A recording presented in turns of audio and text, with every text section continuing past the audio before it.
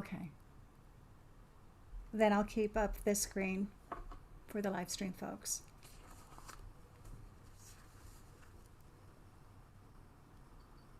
All right.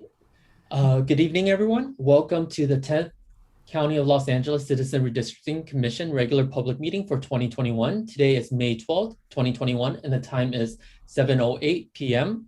We will now call the meeting to order. As a reminder to the public, this meeting is being recorded and live streamed to youtube.com/LA County Redistricting. The link to the recording will also be posted and accessible through the Los Angeles County Redistricting website. If at any time, any members of the public have any technical difficulties, please message me, Tai Lei, and we can work towards fixing the issue. As a reminder, for members of the public interested in making a comment, please click on the Q&A button on the Zoom toolbar and enter into the Q&A section the following information. A, that you are interested in making a public comment. B, your name. C, the organization you are affiliated with, if any. And D, which agenda item you would like to make a public comment on. When you are called on to make your public comment, you will be prompted to unmute your mic so you can speak. If you are participating via phone, press *9 to raise your hand. Once called upon, press *6 to unmute and speak. I will now take the roll. As a reminder, commissioner names will be called in a rotating alphabetical order by last name. Commissioners, please be prepared to unmute your mic and respond when your name is called. Co-Chair Daniel Maeda. Here. Commissioner Mark Mendoza. Present. Commissioner Apolonio Morales. Here. Commissioner Nelson Obregon. Present. Commissioner Priscilla Orpanella Segura. Here. Commissioner Here. Hylas Soto. Present. Commissioner Saida Soto. Present. Commissioner Brian Stetcher. Here. Commissioner John Vento. Here. Co-Chair Carolyn Williams. Here. Commissioner Dorina Wong. Here. Commissioner Jean Franklin. Here. And Commissioner David Holtzman. Here. Thank you. I will now turn the agenda over to Co-Chair Williams. Thank you. Thank you. So now we're moving into public comments for matters not on the agenda. Excuse me, Co-Chair Williams. I think we've I'm first sorry. gone through the agenda. Yeah, I'm skipping. Sorry. That's okay. All right. If there are no changes to the agenda is approved.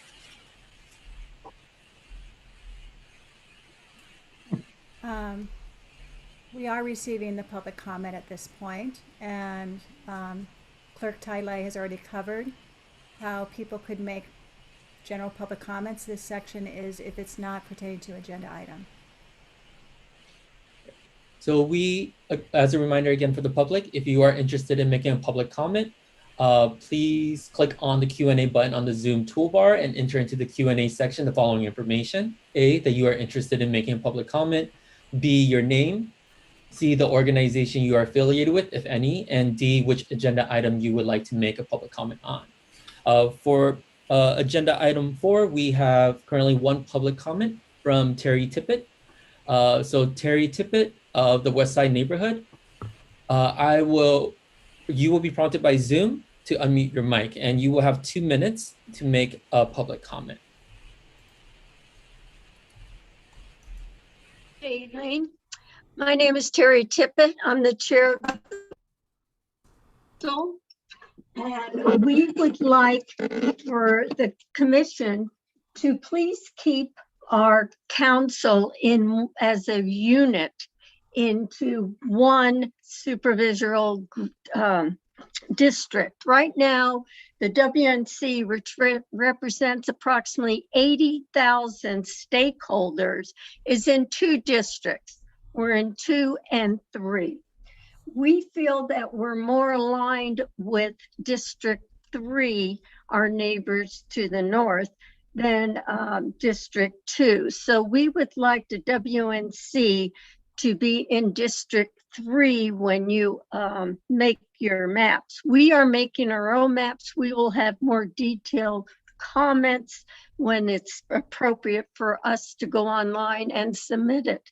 But we just wanted you to know tonight that we would like you to treat the West Side Neighborhood Council as one district and one unit and keep us in one district instead of two that we are in presently. Thank you. There are currently no other public comment for agenda item 4. I do want to mention that there was one written public comment that was submitted before the 5 p.m. deadline yesterday, and it's available on the redistricting website. Thank you, Ty. Now we're moving to consent items. Yes. The only item on that is the approval of the April 28th, 2021 minutes of the last meeting. Are there any additions or corrections to the minutes as circulated? Seeing none, I will entertain a motion to have those minutes approved as circulated. Mr. Stetcher, Commissioner Stetcher has so moved. Is there a second? Second. Commissioner Cyrus Soto has seconded. Any further question?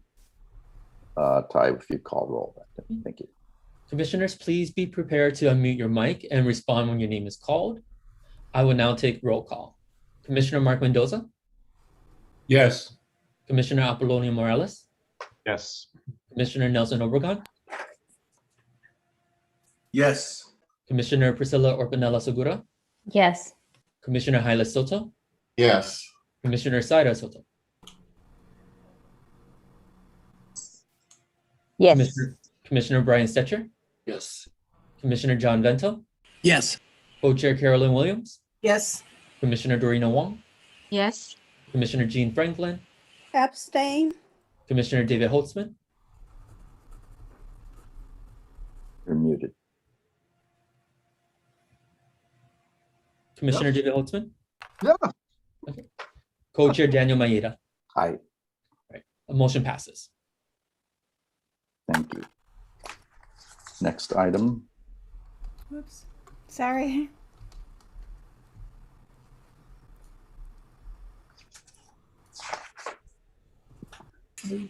All right, we will look at the presentation of finalists for the RFP on demographics and mapping consultation services. And I will ask Gayla to go through the information on the evaluation and the presentation of the finalists.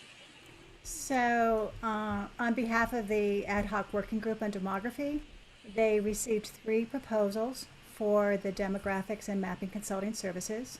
After careful review of the 3 proposals and application of these criteria, the working group independently did their own assessment of each proposal. There are 2 finalists, both scored very closely, and you're going to be hearing from both of them tonight. The first one, well, and let me go through the format for this too. The first one you're going to be hearing from is ArcBridge Consulting and Training Incorporated. And Ty, I see Sam Mather has signed in, so you might elevate him to panelist status at this time. The structure we're going to be using is each firm has about 10 minutes to do a formal presentation. They have PowerPoints to share with you. The Ad Hoc Working Group has developed a set of standard questions, so we're going to set aside 20 minutes for the questions. So you'll first hear from ArcBridge Consulting. The other firm you'll be hearing from is National Demographics Corporation. Same format, 10 minutes presentation, 20 minutes of Q&A. You then will receive public comment about the 2 presentations. After the public comment, you will then have your own discussion about what you've heard. Sam and Preeti Mather will be the presenters for ArcBridge, and I think you as a commission would like them to stay for the whole discussion, if I am correct, even after the public comment, in case the commissioners, you have any specific questions for them. So Sam and Preeti, I know you are on the East Coast time zone. I hope you can hang in there a little bit longer. Sure, no problem. Okay. I'm going to put you on speaker view so that we can all see you. Actually, I think, Ty, you need to put put Sam, it's Preeti here, on speaker view, and we'll turn the floor over. What I will do is when you're at the 10-minute mark, I'm going to hold up this sign. Can you see this sign? Sure, I can. And that's just to warn you, you need to wrap it up so we have time for the Q&A. So should I get started? Yes. All right. Good evening, commissioners. Good evening, the community. This is Preeti Mathur. I'm from Arkbridge Consulting. I have Sam here with me, and we are doing the presentation for demographic and mapping consulting services for redistricting. Arkbridge was incorporated in 1994. We have over 25 years of experience working with demographic and mapping services. We are a woman-owned business, and we are now in our 4th redistricting cycle. We worked at the Civil Rights Division voting section, so we have firsthand information on how the plans are created and how the Department of Justice evaluates them. Back in 1991, I worked with ESRI redistricting application and worked with the attorneys and helped them evaluate the plans which were submitted by jurisdictions across the country. We have our own redistricting software, which is based on Esri products, which you have already selected. We have worked with several cities and counties across the country, and we have also experienced working with Los Angeles County. We worked with the county fire department, where we did some mission critical work, which is used in E911 systems. And we have worked with Santa Barbara County. They use our software. In 2010, we provided them with training and with data services.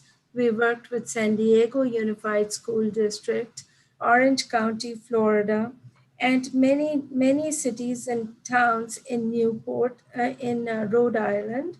We have started the redistricting process for Miami-Dade County and many of our repeat customers from 2010.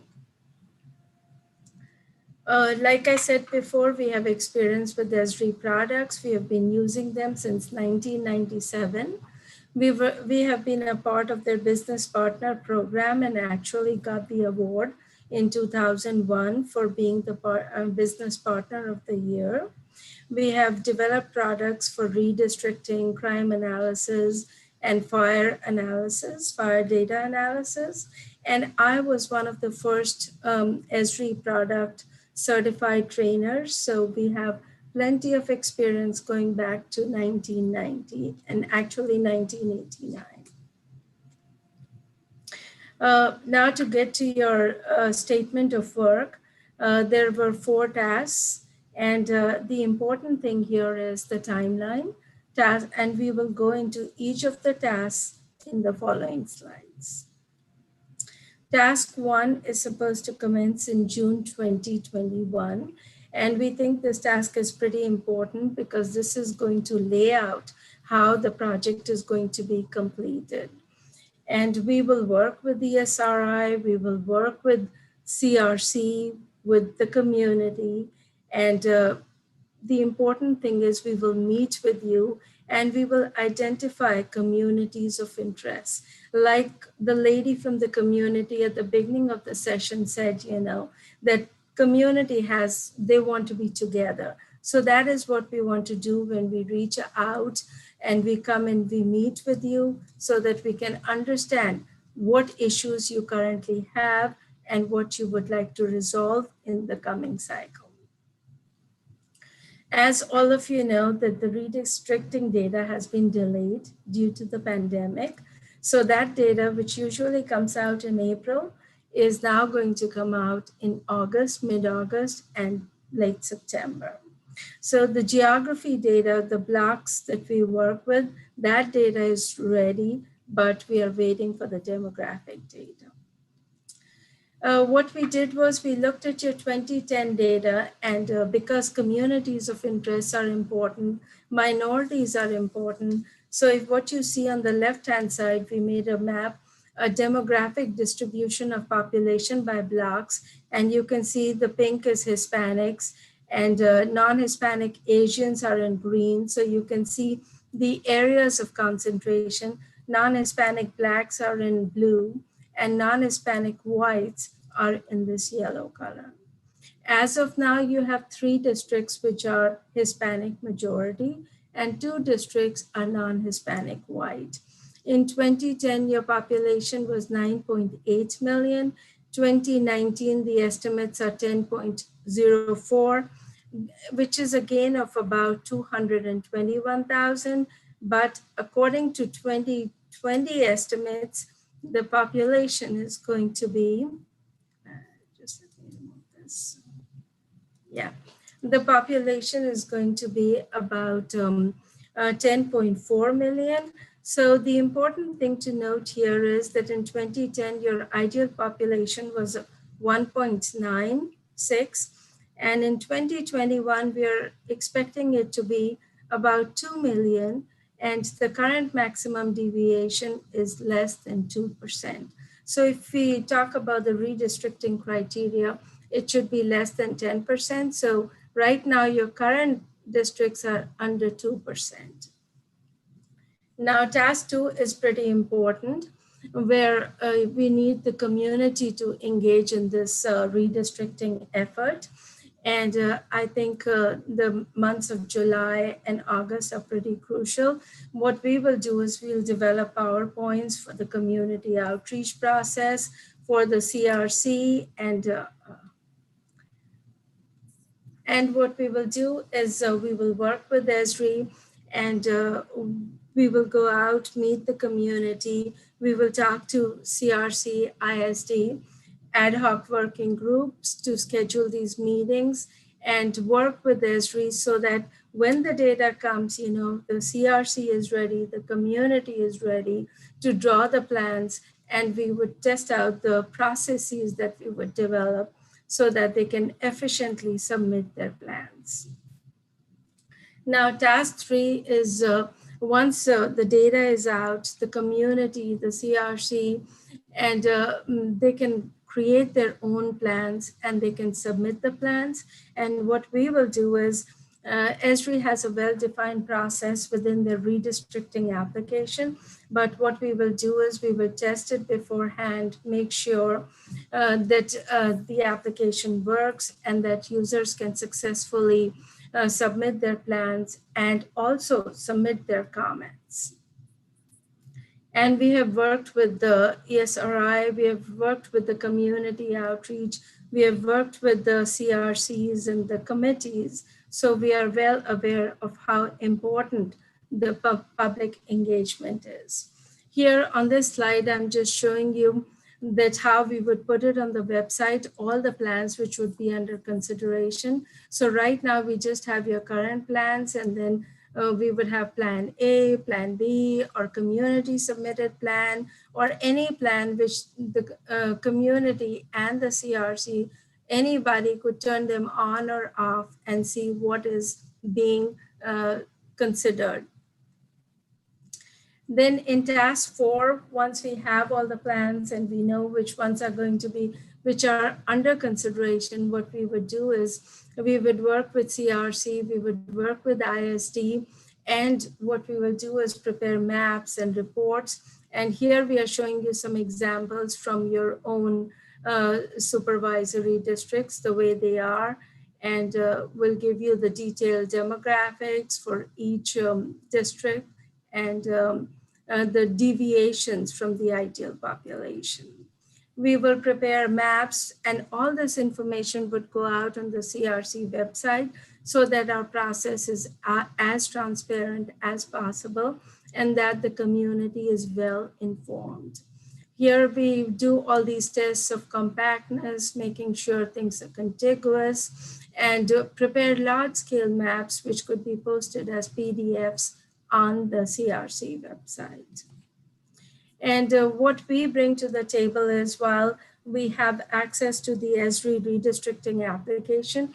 We have our own desktop-based application, which we will use within the ESRI framework, and we will test the plans which are submitted. We are going to create maps and reports that the CRC and the ISD would need. Some more examples of reports here, and that we would prepare for all the plans. Now, the important thing is timeline. June, we think, is very crucial, where we would sit down and plan the entire process. In July, August, we want to focus on public outreach. We'll develop PowerPoints, train the community so that they are ready to use the ESRI redistricting application. And come September, when we have the data, the community is all up to speed and they can start submitting their plans, and then we could evaluate their plans and post them on the website. So in October, we are going to attend the public hearing, and the first public hearing, November, depending on how and when it's scheduled, we will do that. And in December, we will prepare the maps and reports as required. And while you think we are on the East Coast, we will come out to meet the community, the CRC, and we will do virtual sessions as well, so that the community is ready to participate in this very important process.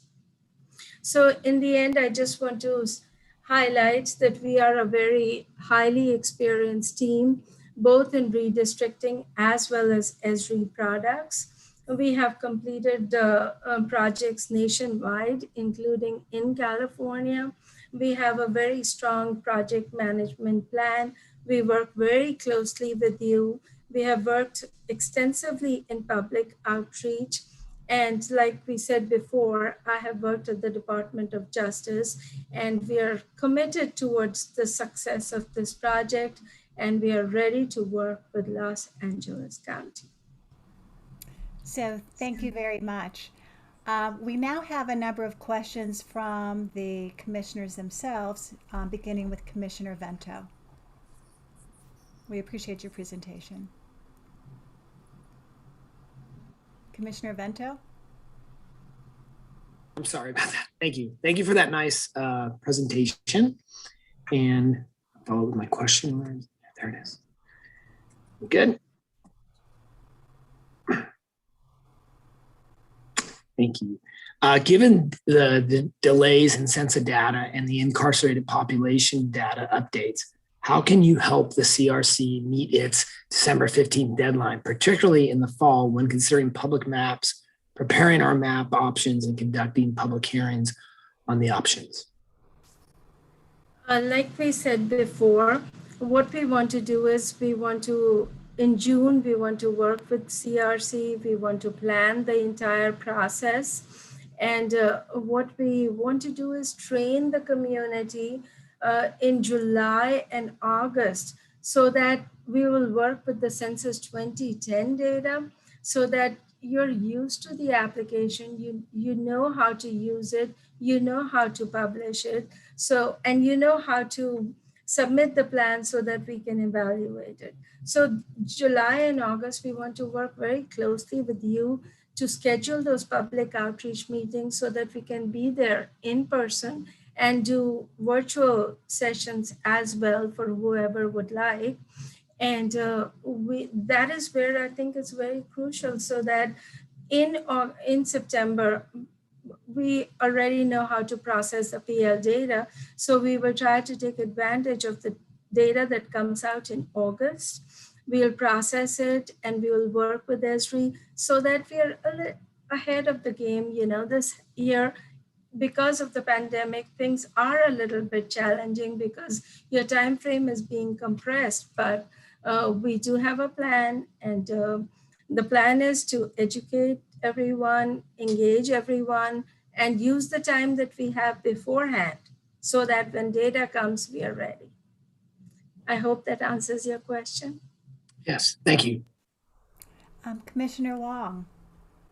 Yes, thank you. Thank you, for that. Yeah, for that helpful presentation. And since you have talked about the community outreach, you know, that you have so much experience about, it kind of segues into my question about, you know, what have you found has been the best approach, has worked best anyway, in, you know, in your experience to encourage public involvement, especially in terms of, you know, community groups, cities, other jurisdictions, and other interested stakeholders? That's a very good question. What happens is, you know, it's important for the community to know when the meetings are happening. So putting everything out on your website, encouraging people, you know, that, hey, it is important. It happens only once in 10 years. So educating them and telling them, you know, that this is, here the meetings are going to be here, come out, advertising those meetings in wherever, you know, you feel that the people see and read, especially on social media. Maybe having a Facebook page or something, you know, those things actually help out. So you have to see how people are communicating in this new age through social media. I mean, websites are good, you know, social media is pretty important. Commissioner Wong, I think that's part of a two-part question, isn't it? Yes, yeah, and since you kind of mentioned, that's helpful to know the specifics, you know, about the ways to advertise to inform the community. But so, you know, given your vast experience with the mapping software, not only Esri, but of course your own software, how many training sessions do you think the public would need, you know, to be able to understand and be able to use kind of that software? You know, how many would be needed, and why do you think that? That's important, especially for mapping, you know. These days, things are getting a whole lot easier with Google Maps. You know, everyone is getting more familiar with maps. But regardless, you know, you are going to be using the Esri redistricting application. I think the community would need to be trained on. So what we recommend is doing two sessions per district, in person, and then maybe virtually, 2-3 sessions virtually. So that if people are unable to come in person, then we could do it virtually, and they can reach us anytime. So we think, you know, that at least 2 to 3 sessions in person in each district, as well as virtual follow-up sessions, or even, you know, virtual sessions which could be recorded, where people can see them and they would have access to us. So if they want to make a map and they say, you know, we need help, so we will direct them to all the training materials which would be posted on the CRC website. And also, you know, if they just feel like they need some hand holding, then they can reach out to us. Okay, thank you very much. So you are available to provide some technical assistance if people need it, the public needs it. Right. Okay, thank you. So Commissioner Holtzman, I believe you have some questions. I have a question regarding task 3, the review of public submitted maps. We expect to get maps of different types and sizes. These maps will include proposed communities of interest, single proposed districts, and county-sized 5-district maps. In general terms, how do you envision organizing map submissions for CRC review and public comments? And how might your firm go about cataloging, reviewing, and analyzing the submissions to describe them to the commission? Okay, what we would do is in June, we are going to work with you, CRC and ISD, to determine the exact redistricting criteria, right? So when the plans are submitted to us, whichever way they are submitted, the Esri application has tools where the public can submit it directly to us, or if they want to make their own maps and submit those. So obviously we would say that we would like them in digital format if possible, but if people may not have access to that and they may just be able to show their own district and say, you know, this is where I live and this is how my community is split. So we will translate it into digital maps and then share it with you. And depending on how many we would receive, we would present them to you weekly, like we received 5, we received 10. And remember I showed you a slide, and once we discuss with you the ones which could be up for consideration, then we would post them on the website where people can see, you know, if their plan was accepted or if it was not accepted, not under consideration for whatever reason, then there would be a reason why their plan is not under consideration. So this is Sam, and I just wanted to add to what Preeti said. So once we receive these maps and different versions of it, we have our own software, which we mentioned, District Solve. What we can do in District Solve is we can overlay these maps. So when we start overlaying a series of maps of the same area, we will be able to see which particular area has had the most comments on. And that is where we are going to concentrate. So there could be some outliers too, but then we are going to look at overlaying these maps. And that's, immediately gives us the areas where, and then we can of course discuss with the CRC and do the analysis to see what areas really need special attention. The second thing is District Solve can also on the fly, change districts by, with the suggestions that we get, we can put those suggestions in and we can see the differences that's going to make in the district demography and the shape of the district. So that way we can quickly, in these meetings, like online meetings, we will be able to show you what effect any particular change will have on the district as a whole, all the entire county as a whole. So those are some of the tactics that we have used in the past and they work very well.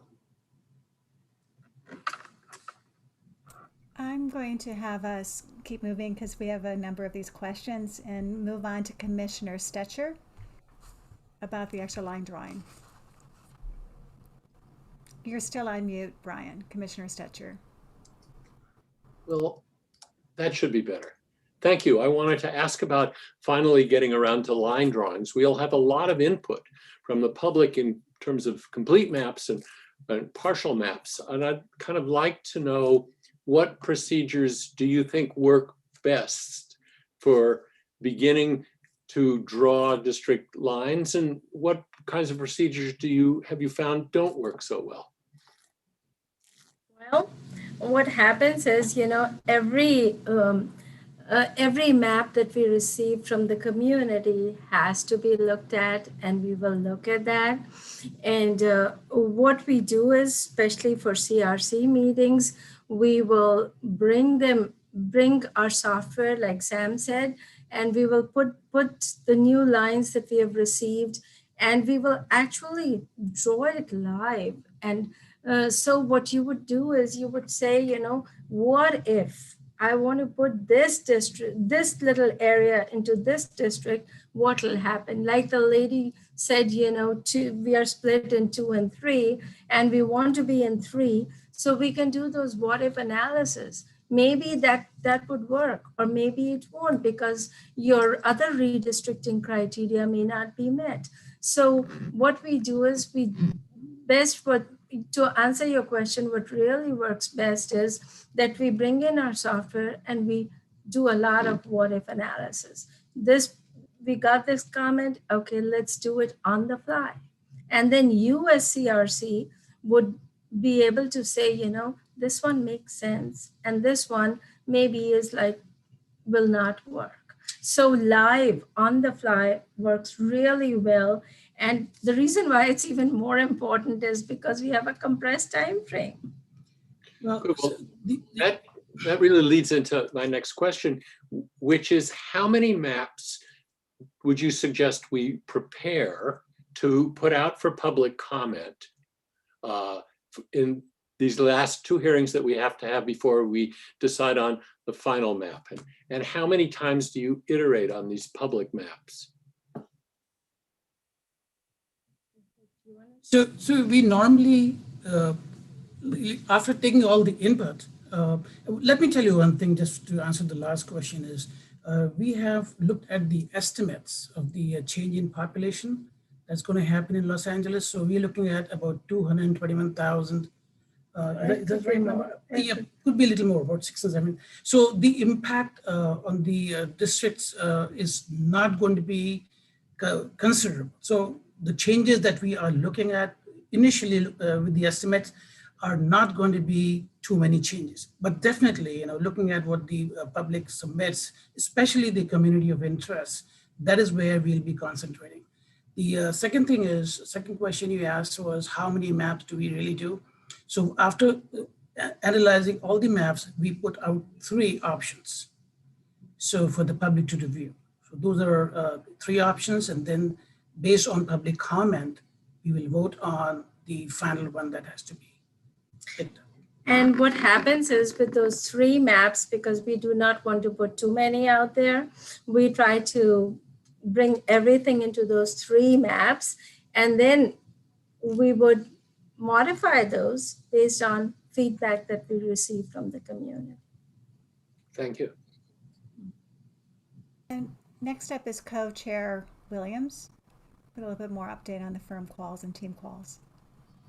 Thank you so much for the presentation. And as Gayla said, my question has to do with capabilities, project costs, and hourly rates. You already mentioned that for the training of the maps, you'll be here. You plan to do 2 sessions per district in person, I think I heard you say.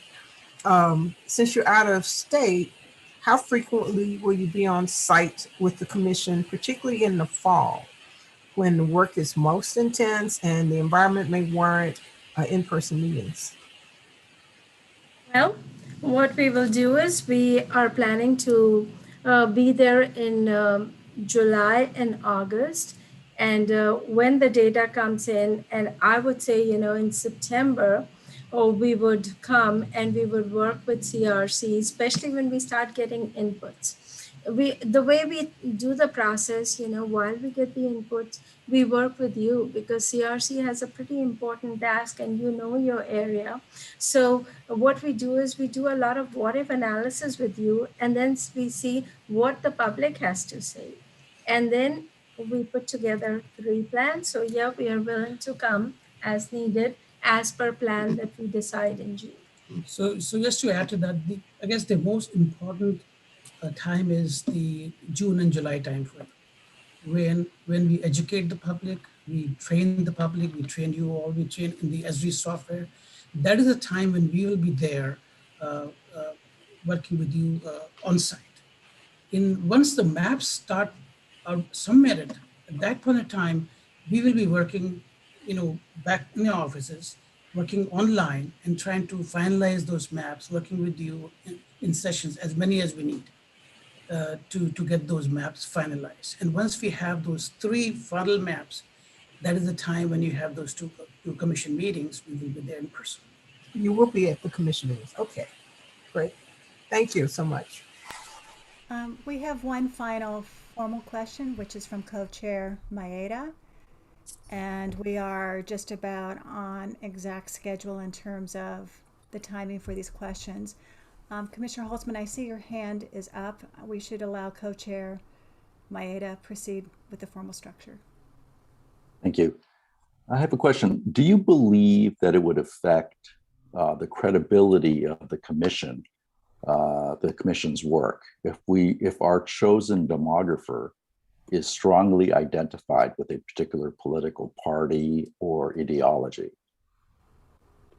That's a good question. And what we bring to the table, we are not affiliated with any party. We are not even local to Los Angeles. And so it would work for us. We are totally nonpartisan. And wherever we go, we are not affiliated with any party. And no, So yes, I mean, if you choose a demographer who is affiliated with a party, then of course there would be a conflict of interest. But what we bring to the table, we are not affiliated with any party. So a quick follow-up then, should we be concerned at all that you worked for the Department of Justice in the voting section under a Republican president, George H.W. Bush? No, I worked when it was Bill Clinton, but that should not be of any consequence, because Department of Justice, we were working at the Civil Rights Division, and my role was to help the attorneys in evaluating the plans. I had no political affiliation or no political activities there. I was purely technical, purely subject matter expert, working with it and consulting with them. Yeah. Thank you. Commissioner Maeda, may I just ask for clarification? Yeah. Did you say that you worked for both the Clinton administration and the Bush administration? I just wanted to clarify that again. Okay, let me put this one thing there. I know it was Bill Clinton there, but I was a consultant, so I did not work for the Department of Justice directly. Okay. Yes, you worked through a third-party corporation. So it was not affiliated to any groups or any political groups. So she was not employee of the Department of Justice. No. But she worked at the Department of Justice. Thank you for the clarification. Okay. So we have about 45 seconds if you want to do some closing comments. And let me also just sort of get a quick poll for, to sort of raise your hands. Would you like them to stay longer when you have the general discussion or not?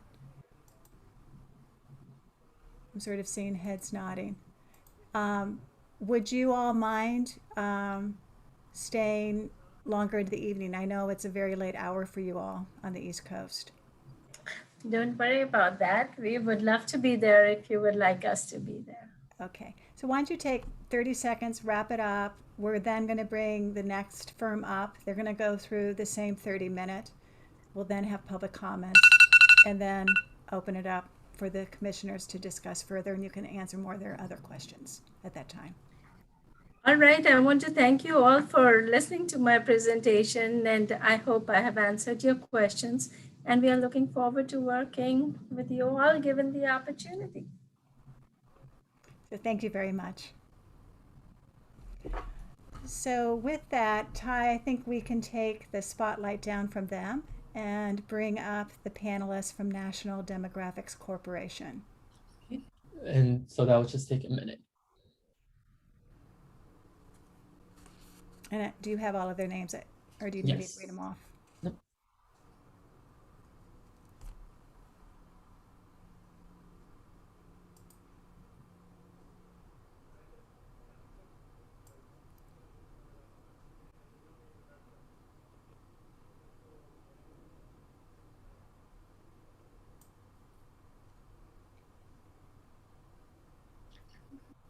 And I believe the only one that's currently not here is Dr. Justin Levitt, unless he's under a different name. Okay. Doug Johnson, why don't you share your, there you are, hi. Is Dr. Levitt joining us? He is. He's texted me to say he's getting a please wait for host to start the meeting message. Oh, that was a text I got. Maybe he's using the wrong link because obviously we are in the midst of our meeting. Exactly. Is it? I don't know if you can easily resend him the link. Let me do this. Can he use the same link I'm using, or does he need to be on his personal He link? would use the same one. Oh, okay. Let me email it to him.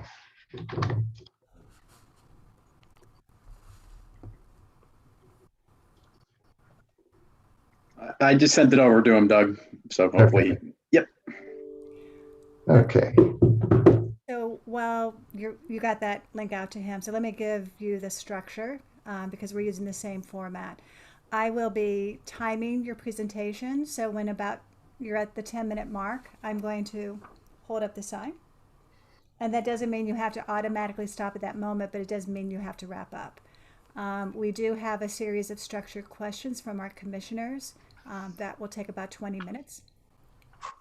We've asked the other firm, ArcBridge, to stay, and we would ask you to stay as well.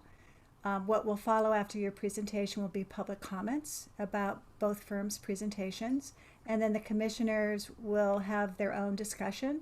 And we'd like you to stay in case they have questions of clarifications or questions for either one of the two firms. Does that work for you? Sounds good. Yes. Oh, and I see Justin has joined us. So, okay. So I'm going to start the timer for your 10 minutes. Okay. You have the ability to share the screen. Okay, that was my question actually. When we won't, so I can share the map. Okay, I can share. Perfect. Thank you.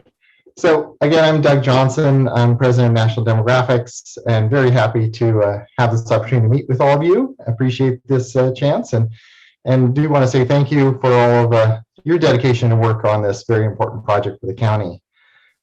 Very briefly, I will intro, and then we'll hand off to each of my team members for a little bit. NDC, we have 42 years of experience. We've been doing this since 1979, working with local governments on local districting and redistricting. And since 2001, we recently did a tally, and we've done 368 projects since 2001. And we're happy to say that none of them, not one, has ever been overturned by a judge or by the U.S. Department of Justice. All of our local government projects have been successful. And we'll come back to this later on, but hopefully you've had a chance to look at the map that we sent. You can see all the indications of where we have worked. And like I said, we'll come back to this, but from Antelope Valley to Torrance, from Carson to Claremont, we have covered this county and we know its jurisdictions in and out, and we look forward to the chance to work with you. We do have a 12-person team that is working with all of our clients across the state. And we're happy to say we have a strong academic background as well. So to speak first, I will hand off to Justin Levitt, who also, like me, comes out of Claremont and lives just over the county line in Orange County. So with that, Justin, take it away. Good evening. My name is Justin Levitt, and I'm happy to present to you tonight. I'm here to talk a little bit about NDC's experience. We have over 30 years working as a company, actually over 40 years working as a company on hundreds of different districting projects. And in particular, we have unmatched experience using redistricting tools. We have experience using both Esri and Caliper, which produces another online mapping system. Just in the past 3 years, we have used online mapping tools in 38 different jurisdictions. And have processed hundreds of resident drawn maps. Actually, in San Diego, our tool was so engaging, some of the commissioners actually got online and started playing around before we even did our first training. It's not unusual for us to have 30, 40, or even 50 maps submitted through our mapping tool system. And one of our biggest strengths is our ability to kind of use an hourglass approach to reduce that 40 or 50 maps down to just 3 or 5 focus maps, a process we walk you through as we go through the process of narrowing down the number of draft map options. It's really important to have these good mapping tools and a good basis, because this is what your residents will use to look at, analyze, and even try their hand at creating their own concepts or proposals. And with that, I'll hand it over to our next member. Hi, I'm Kristen Parks with NDC. And if you only hear one thing that we say tonight, I hope that you take away that NDC is a local firm. We are based here in Los Angeles County. I'm in Studio City, San Fernando Valley right now. Doug is in Glendale, Justin's in Orange County, and Jeff and Todd are in San Bernardino County. This gives us not only a connection to Southern California and the communities you serve, it gives us an understanding of your residents and commissioners, but also it means we're in your same time zone. And we look forward to continuing our legacy in Southern California as our local redistricting firm. Good evening. My name is Jeff Simonetti, and I just want to continue that part of the discussion. So we really are the local experts here, and particularly want to focus on what we've done in Los Angeles County. We've done pretty much all of the redistricting and districting work here over the last 20 years, and started off actually where Justin, my colleague here, drew the first digitized map of the city of Los Angeles neighborhood associations back in 2002. Even before the city itself had produced such a map. And since then, we've had 40 redistricting and districting clients in Los Angeles County, as we show here on our map. So we have 1 special district, 18 school districts, and 21 cities that we can call as our clients in Los Angeles County. The good thing about that is that we have the experience that we've seen many of the challenges that the cities and school districts in Los Angeles County face. And we can anticipate many of those questions that you may have and your community may have about the process. Todd? Hi there. My name is Todd Tatum, and I'm here to talk about nonpartisan fairness. We at NDC, we pride ourselves on our nonpartisan professional dedication to achieving the unique goals of each client jurisdiction. Obviously, with as much experience as we have, like you've heard tonight, controversies have arisen in a small minority of our projects. We pledge to you, as we do with every client, that every NDC team member always leaves our personal politics at home and dedicate ourselves to your vision and your goals.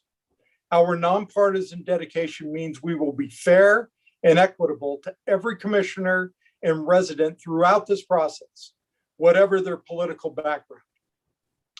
Even though there are no registered Republicans among the 5 of us on this NDC project team, we promise that we will be just as fair and helpful to the Republican commissioners and residents as we will be for the Democrats, third-party members, no party preference participants. We are nonpartisan professionals serving jurisdictions across the political and demographic spectrum across this state. Doug?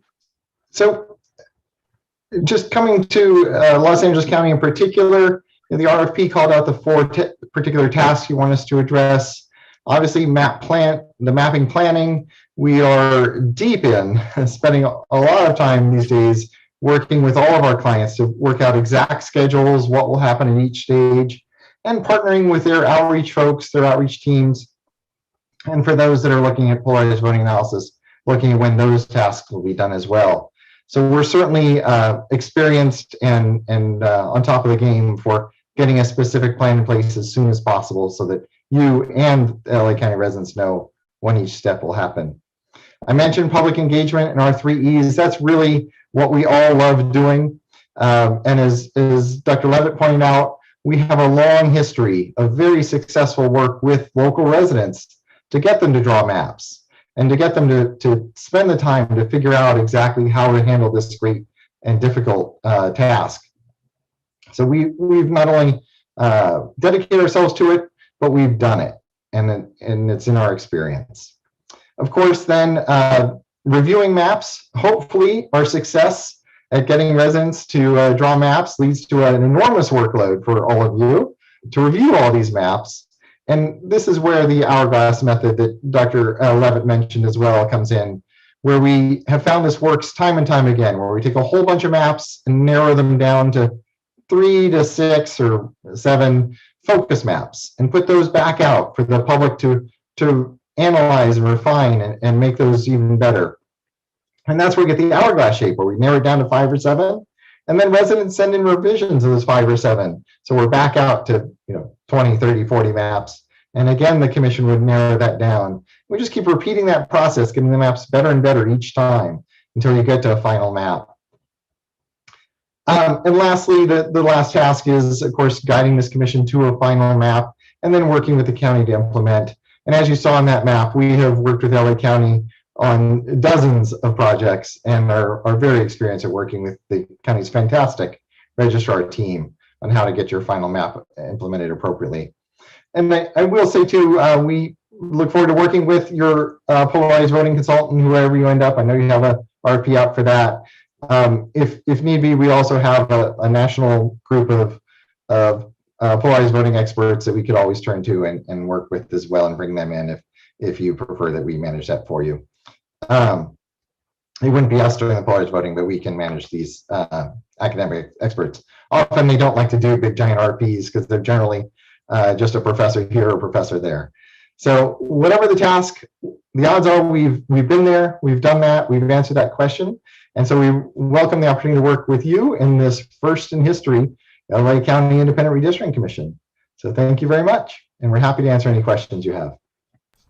So thank you very much, Doug, and to your team. We do have a series of questions from different commissioners, and maybe, Doug, you can take the lead to decide who on your team should field each question. The first question is going to be from Commissioner Vento, and it's about the actual redistricting mapping planning process. So Commissioner Vento. So thank you, Doug, and thank you to your team. Thank you for being here and giving us your time. So I have a question in terms of mapping and planning. So given the delays in the census data and the incarcerated population data updates, how can you help the CRC meet its December 15th deadline, particularly in the fall when considering public maps, preparing our maps options, and conducting public hearings on these options? I know you kind of mentioned that, but could you elaborate a little bit more on this plan? Because I know we're working with a condensed thing and we're dealing with different variables that are we cannot control. Certainly understand, and this is a huge challenge. As if it wasn't enough to be the first ever independent redistricting commission for giant LA County, then you get the most challenging redistricting environment in history with the newly short deadlines and the delayed census data coming together for the perfect storm, really. So there's two parts to this. The first is actually Dr. Levitt has spent the last couple months spending a good deal of his time working with the American Community Survey data, discovering the flaws in their estimated population numbers.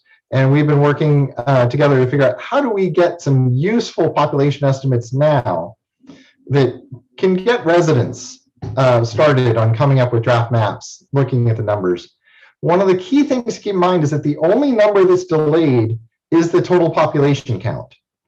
All the citizen voting age population data that we need for Voting Rights Act compliance, and all the socioeconomic data that we use for community of interest identification, that's all available and out, and we have that in hand already, the official data. It's not delayed at all. So we prepared these total estimates to let residents start drawing maps and start, hopefully building coalitions and coming together around map ideas that they would then propose to you. So we have worked with Esri. We do know that this estimated data can be loaded in, and then when the official data comes out, it can be swapped out with the new data. So that's very promising, and let residents start drawing. Of course, under the law, the commission can't start drawing until the official data is out. So this is just for residents to start building coalitions and working on their maps, and of course, drawing their communities of interest. The commission's job is going to be a sprint, without a doubt. So part of it is that's why we have this big team here today. The 5 of us are here as a team to help you through that sprint to the end and to cover all the work that will need to be done. You'll need to do a lot of hearings and a lot of meetings and a lot of decisions in that short time frame from roughly October 1st, when we expect the state data to come out. You've got to allow a week for residents to fine tune their maps before you're allowed to do any draft maps. And then essentially from mid-October till mid-December, you have 2 months with Thanksgiving in the middle. So that's what we've been working with Santa Barbara County, Merced County, Fresno County, all of whom we're working with. We have timelines in place with all of them. And so we have the experience to do that, but it will take probably multiple meetings and forums, as close together as we can get them to help you get to a decision.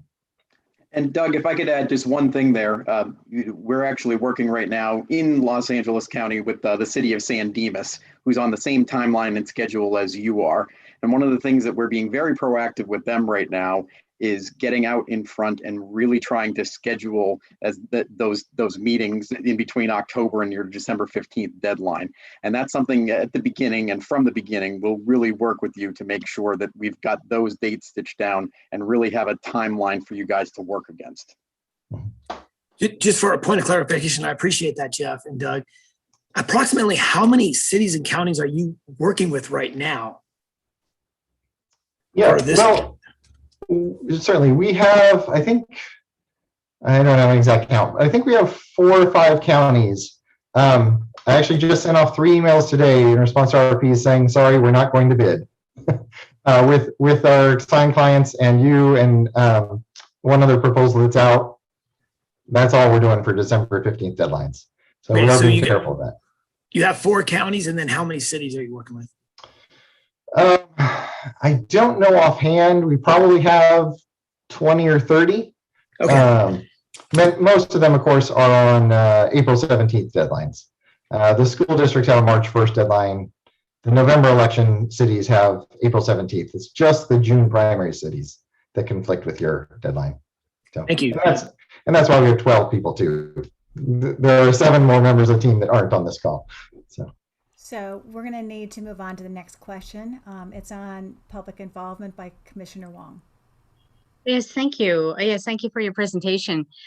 Yes, I noticed that, you know, you had your 3 E's for your public engagement, but I think we wanted to just get a little more detail about what approach you think has worked best in your experience to encourage public involvement, especially in terms of involvement of community groups and cities and other jurisdictions, and other interested stakeholders. Sure. So happy to address this. So it is a big challenge. This is only a weird topic. And so what we found is, if people get a mailer, if they get an email, it doesn't really register. The key phrases we found are, go where the people are and go with trusted messengers. So every community in the county, this is a huge county with lots of issues and lots of engaged communities, whether they care about healthcare issues or prison reform or whatever the issue is. So there are tons of communities throughout the county who already are engaged with the county and have people, generally community organizers, that the residents trust to lead them on those local issues. The best and most effective way is really getting to those local trusted leaders, tying into them, why does redistricting matter to the issue they care about at the county level, and why and how they can then get involved. So that's been the most successful way of doing it. Of course, the giant county, you need to do every possible approach to try to reach the 10 million people in this county. But the real focus does need to be on reaching those trusted messengers who are already engaged with the county and going through them to get to the grassroots folks, so that they're hearing someone they trust say, this is why this issue matters. This is why we should weigh in on it. Okay, thank you very much. Yeah, that's helpful. Just as another related question, because you've done so many of these redistricting projects, and you're pretty experienced, you're very experienced with the mapping software. How many training sessions do you think you would recommend that we provide to the public? So that they understand, how to actually draw the maps, submit the maps, why would you, why do you think that those number of training sessions are necessary? Yeah. Well, on this one, I have very good news for you. There's very little good news in this world this year for you for redistricting, but this one we have good news. I talk all the time to the folks in the mapping software field, and Richard Ledbetter from Esri gives a talk about 10 years ago. They had 5 or 6 states that contracted with their software and that hired them to do extra training sessions. And every single one of those states canceled all of those contracted training sessions because they found they weren't necessary. We probably want to do one that we then record, and between a video training session and then short kind of how-to guides we find that to be the most effective way to let folks learn on their own time. And the software is, remarkably friendly and hugely popular. So yes, we do need to provide training resources, but there's no way you can go out and in a county of 10 million and train everyone. But thankfully, what we found is the software is great. So you really just put videos up, essentially YouTube videos, and that's all people need. One introduction and then short clips that they can come back to if they need a refresher on how to do one thing or another. And would you be available, or anyone from your team be available for technical assistance or questions if the public, needed some help, extra help? To a degree, yes. So it may be that there's like an online help discussion board, more of a knowledge base where people can post questions and we answer them rather than phone call support or anything like that. But yes, we do plan to have assistance in some form. Obviously, we're a giant in this field with our 12 people firm. We're way bigger than any other firm, but still only 12 people, and we can't support 10 million. So the next question is from Commissioner Holtzman about the review of the public submitted maps. Regarding task 3, review of public submitted maps, we expect to get maps of different types and sizes. These maps will include proposed communities of interest, single proposed districts, and county-sized 5-district maps. In general terms, how do you envision organizing map submissions for CRC review and public comments? And how might your firm go about cataloging, reviewing, and analyzing the submissions to describe them to the commission? So this is going to be the big challenge, given your LA County, and this is going to be a big, controversial, historic project. I think you're going to get lots of maps. I don't think that's really going to be the challenge. The challenge is going to be how do you get through them. So what we found is individual district maps are very useful, but they almost end up being more of a community of interest map than they are a proposed district map. So we do focus on those we provide the maps to you in 3 groups. One is neighborhood and community of interest maps that are much smaller than even a district, trying to find trends and similarities and where there are key questions for you. That's the first batch. And those will all go in the system, and everything will be an overlay that you can see in the system. The second step is these single district or 2-district partial maps. And those we review as a batch. What are the common themes? What are the key differences among them? And what are the key decision points that they might present for you? And those actually end up being a key for the third group. One of the keys we use in tagging the third group. The third group would be the full countywide population balance maps. And so we try to look for themes. And what we find in this process is, there will be certain approaches that many people take.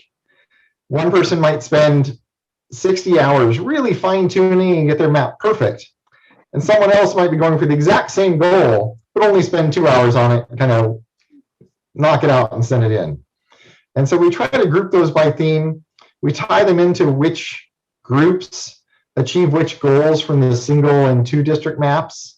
So you can see the impact of the single and 2-district maps on the countywide map. And then we present them to you and to the residents with 2 approaches. We say, number 1, here are your 5 or 10 themes that seem to tie these different groups together. And you can either, if there's one theme that just doesn't, it goes too much against the public comment, you can just knock all the maps in that theme out together. Or you can go into each theme and say, which is the best example of this goal that all these mappers had? So who spent the 20 hours and got it just right? And who were the ones that just whacked it out in a couple of hours and sent it in? So that we find is a really handy way of taking 40, 50, 100 maps and getting down, really without losing anything, getting down to 5 to 10 that become what we generally call focus maps. And then you let those loose, and the residents hopefully will stay involved and will then take their favorite one of those focus maps and try to make it even better. And so that's how we get the kind of hourglass approach.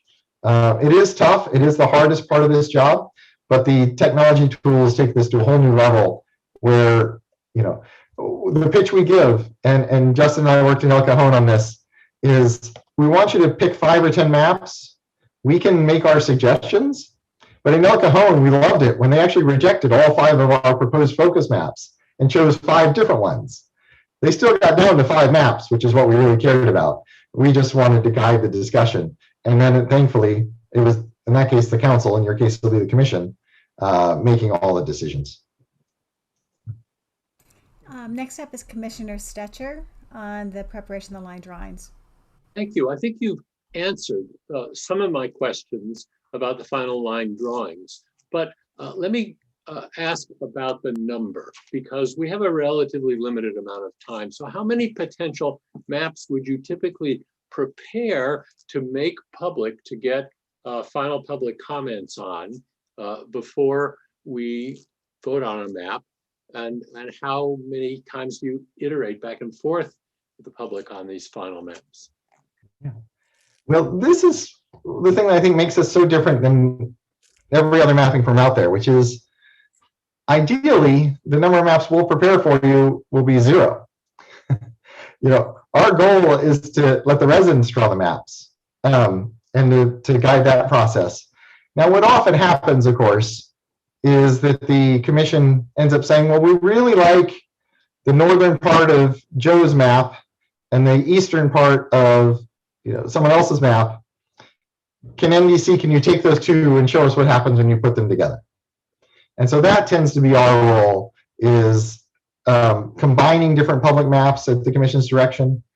And if there is some clear map, especially one that addresses some voting rights issue that nobody drew and that's not on the plate, we will add that to the mix. But typically our role is, you know, you will see all the maps. Our role is not to screen or exercise discretion, you know, in knocking maps out, other than ones that we can mathematically knock out, for example, that are nowhere near population balance. But our goal is to make sure you have a full plate of options, and then quickly, you know, that's the key thing, is quickly get you down to 3 to 5 or at most 10 initial focus maps. That that's really where you work from, because your time is so limited. But it's a little bit odd in that we don't take the public input and keep that as our data and then draw our interpretation of it. You actually see the residents' maps. Okay, well, let me quickly ask this again. At the end, we have to publish something that are our potential maps for final public comment. What do you think the right number of maps is at that point? Yeah, coming down to the end, you know, ideally you'd be posting 2 or at most 3 maps for that last 7-day publishing time. You really want the public to focus and give you very specific comments on what they like and dislike about each one at that point. So that's the real goal. Thank you. And I think we're now at the point to have Co-Chair Maeda. Co-Chair Williams, I think your area had been covered as well in terms of the firm overview. So I'm going to turn it over to Co-Chair Maeda for the final question. Thanks for your presentation. The commission has been hearing from various people to talk about our role and educating us as to redistricting and the importance of various points. And one of the things that has come up is credibility. Do you believe that it would affect the credibility of the commission's work if we picked a demographer that was strongly associated with one political party or ideology? Well, I think there's 2 degrees of this, of course. Number one, there's ones that have obvious conflicts, ones that are working for a party. I think, especially ones that are working for, you know, members of Congress or state legislators. Obviously, you wouldn't want to do that. That would be a huge conflict. As I'm sure you have discovered on your own, this world of redistricting is full of controversy and full of rumors. So there are, as I know you've already received as a public comment, people alleging all kinds of things and saying that we are a Republican firm, that other firms are Democratic firms. We truly are a nonpartisan firm. We do not work for partisan entities. As Todd mentioned, nobody on this 5-person team is a Republican.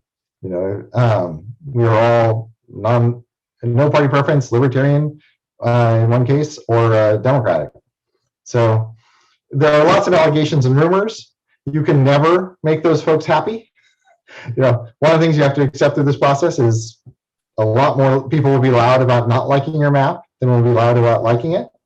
But I will say in San Diego, when we worked for the City of San Diego Commission 10 years ago, when we were hired, there was an active lawsuit trying to dissolve the commission over the eligibility of one of the commissioners. And the Republican Party had hired a private investigator to follow that person around and was the ones who filed the lawsuit.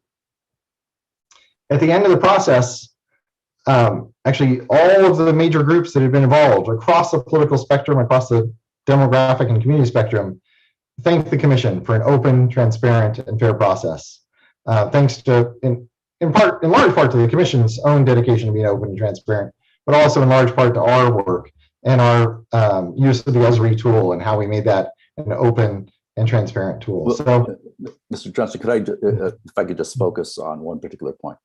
How do you think we should evaluate as a commission the fact that you, Mr. Johnson, worked on behalf of the Republican Party in North Carolina in what is probably the country's most controversial political gerrymandering case around?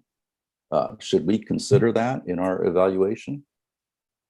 it's a very good question, and it goes to the heart of what's going on in this redistricting world right now, is that I did not work for the Republican Party. I did not draw any maps in North Carolina. Almost everything you've heard about that, especially everything in the public comment you received about that case, is just false. You testified in that on behalf of the Republican Party, though. No, I was brought in as an expert witness, and I did not testify in support of the map or against the map. It's one of the questions I've seen the public comment. So I testified an expert witness on how the Maptitude for redistricting software works, on the comparison of anti-gerrymandering provisions in the 50 state constitutions, on nonpartisan mapping criteria and how you could look at those and whether they seem to be in use in the various maps that were in question in the map. And an evaluation of North Carolina's county grouping rule and what that meant for redistricting. So all of it, those are the topics I testified and that the testimony was kept on. I also did an analysis, a similarity index, comparing the different maps to see within those restrictions how much difference was there. And that's the piece where there was a coding error, I'm sure you've seen, and that I made a coding error in that piece of the testimony was rejected. But yes, I did testify there, was hired by the legislature to testify. But the key thing is, and this is what doesn't come through in all the online rumors, is I was not testifying in support of their map. I wasn't testifying against it. I was testifying on those key technical questions where the court clearly alleged I was an expert. I always cite the federal case in North Carolina where it's in our proposal. The judge went on at length about this is a very smart man, very useful guidance here. The judge ruled against the side that hired me. It had nothing, expert witnesses don't decide cases, experts do. I'm sorry, facts do, and the law does. But that's a great example of, I testify an expert all the time. I do not work and draw maps for any partisan entity. And this is the thing you have to deal with is you're going to get rumors, you're going to get innuendo. Somebody the other day alleged to one of our potential clients that I had drawn the maps in Texas. I've only set foot in Texas once in my life when I was driving across the country. So you will get a lot of stories.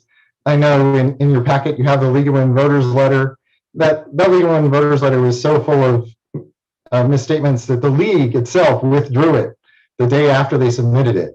Unfortunately, this one gadfly has used a Public Records Act request to demand the original and is now embarrassing the League by spreading around. So I think if you hired someone who worked for a partisan entity, that would be highly suspicious. there is no one out there who will not be accused of having some kind of partisan leanings in this field, in part because it's just sport. Groups are trying to get leverage over you by making unfounded allegations. And so Thank you for that that's a key question. clarification. Thank you. Yeah. We are now at the end of the formal presentation of both of the firms. And Co-Chair Maeda, I believe we have 4 public comments. I'll have Clerk Tylay confirm that. And I was just curious, given how heavy the agenda is, do you want to limit public comment to 1 minute or 2 minutes tonight? We have 4 public comments. Let's go ahead and let them do the 2 minutes, but this is really important. Okay, so I'm going to get the timer up ready. And Ty, do you want to? Yep, of course. So again, as a reminder for members of the public, if you are interested in making a public comment, please put in the Q&A section that you would like to make a public comment, your name, the organization you are affiliated with, if any, and the agenda item you would like to make a comment on. You will have 2 minutes to make a public comment. Our first public comment for this agenda item is Henry Fung.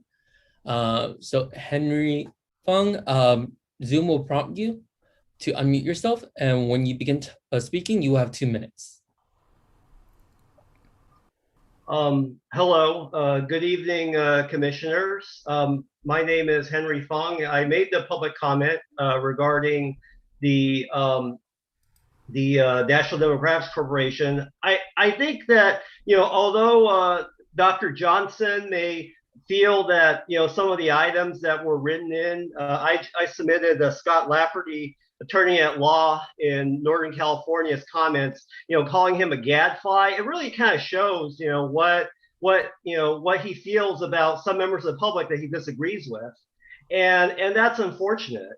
And when you have 2 very qualified proposers, Arkbridge and National Demographics Corporation, and you saw that they're both equally qualified, in my opinion, to do the work. But one organization, is tainted. Now, Dr. Johnson may feel that that is improper. He's just being, tainted that way. It's inaccurate. But there is a taint, and people and members of the community like myself, I am a Asian male, and I feel underrepresented at the Board of Supervisors. We're going to be looking over our shoulders all the time, looking at what is NDC doing, especially since we have NDC working in so many of our cities, counties, special districts all over Los Angeles County. So having a company that's outside the area, like an Arkbridge, that doesn't have that taint, that also has many decades of experience, seems to me like a great choice. Even though they're from out of state, they could provide that sort of out of state and best practices from around the country that this commission will need. And more importantly, there will not be any perception of taint that you see with NDC. And people have stated, throughout the state about what NDC is doing. And unfair or not, there is a taint there. And Doug Johnson has plenty of work. So I strongly encourage to support a small business, an Asian-owned business in Arkbridge, very well qualified in my opinion. Thank you so much. The next public comment is from Jessica Panduro, Inner City Struggle. Jessica, Zoom will prompt you to unmute yourself. Once you begin speaking, you will have 2 minutes. Good evening, commissioners. My name again is Jessica Panduro with Inner City Struggle, and I'm also part with the People's Bloc Los Angeles. We're a multiracial redistricting coalition comprising grassroots organizations. Tonight, I really want to share my concerns and strongly question the selection of National Demographic Corporations as one of the finalists for the Demographic Service. It is important to disenfranchise communities throughout Los Angeles County that the demographers for the inaugural citizen redistricting commissions to be free of partisan history and background. This is an opportunity to live into the spirit of SB 958. We must be very careful with the consultants we select for this process. This is a historic redistricting process where we will be evaluated for how we prioritize a community-led effort free of partisan ties, including those of potential consultants. Also, it should be noted that NDC's Vice President, political scientist Justin Mark Levitt is not the same person as Justin Michael Levitt, the Loyola Law School redistricting expert. There is sometimes confusion in redistricting circles given that these two individuals have the same and first last name, but completely different backgrounds. Additionally, it is equally important to procure services from women-led and people of color-owned enterprises, such as the services that ArcBridge could provide. ArcBridge appears to have significant experiences in redistricting and moreover no negative perceptions in the community, unlike NDC. A company like ArcBridge could bring best practices from other parts of the county into Los Angeles County redistricting. On behalf of the People's Blog, we strongly encourage the Commission to work with ArcBridge to procure demographic services needed for its work for this redistricting cycle. Thank you very much. The next public comment that we have is from Karen Diaz of Churla. Karen Diaz, you will be prompted by Zoom to unmute yourself. When you begin speaking, you will have 2 minutes.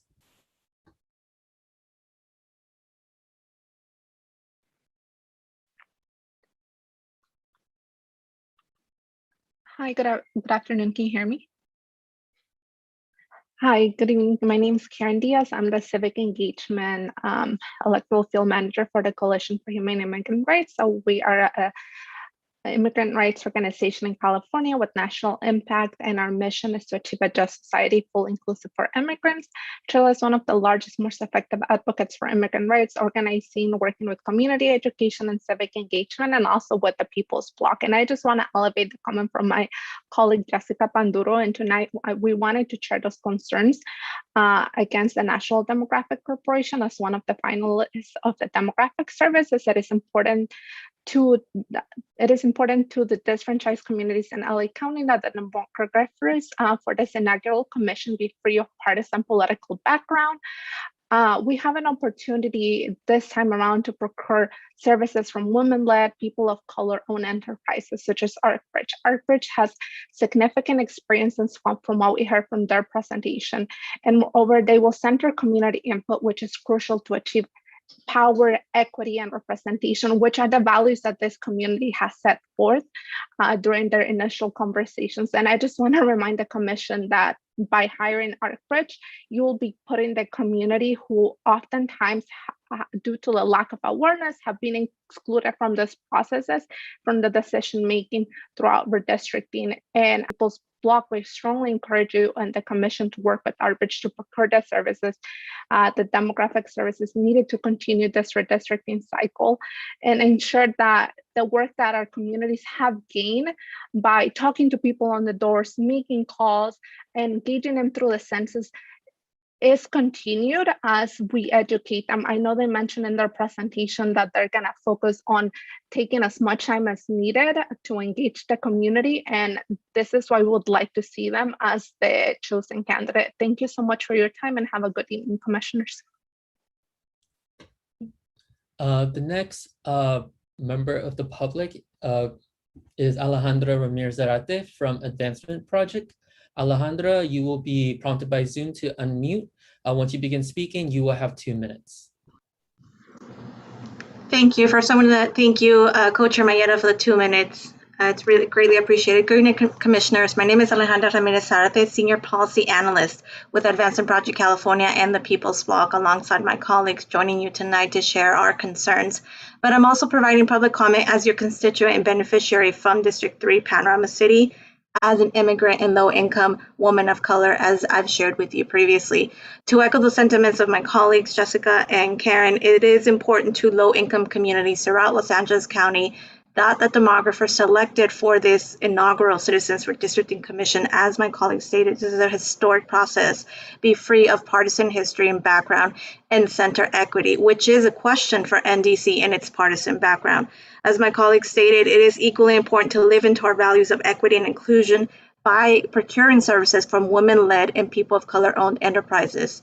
And lastly, a local group that is in our time zone, as was stated, may not necessarily be the best selection if it's a consultant that will not or hasn't historically prioritized the needs of communities like me, an immigrant from a low-income community in District 3, who doesn't want our communities gerrymandered with other districts like Glendale that was mentioned, like Studio City, or split up and packed with more affluent other white communities, even within the San Fernando Valley, who don't share our same characteristics or policy preferences. While we need a demographer with technical expertise, we also need one that understands all of our communities throughout the county and their nuances. We strongly encourage the Commission to take your time with this selection and to procure demography services with accuracy and discernment. Thank you so much. The next member of the public that would like to make a public comment is Sola Rodriguez. Sola Rodriguez, you will be prompted by Zoom to unmute yourself. When you begin speaking, you will have 2 minutes. Hello, can you all hear me? Good evening, commissioners. My name is Soyla Rodriguez, and I've lived in the San Fernando Valley for over 20 years. As an immigrant, woman of color, and resident of one of the hardest to count areas, I wanted to share my concerns and strongly question the selection of National Demographics Corporation as one of the finalists for demography services. As an immigrant, and as a part of the immigrant community, we have been constantly tried to be erased from the census process to begin with, and now with redistricting, we would like to see a difference. This is an opportunity, again, to be part of a historic moment where we gather and where we consider and include communities from all over, and especially communities that have been disenfranchised. Again, this is a historic redistricting process where we will be evaluated for how we prioritize a community-led effort free of partition ties, including those of potential consultants.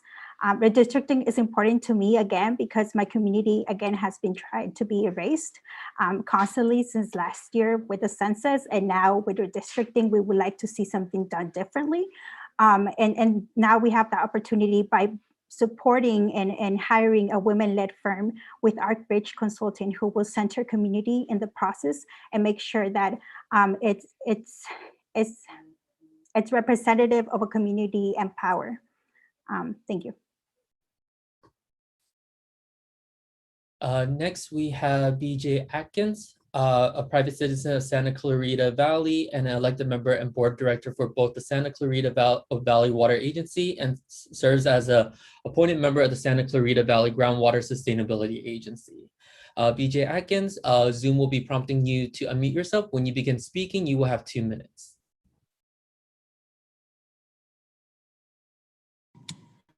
Yes, thank you very much. I am concerned about National Demographic Corporation as well. I've been a resident of the Santa Clarita Valley for over 50 years, and I'm concerned that you're going forward with this agency or this particular corporation. So I'm advising against it.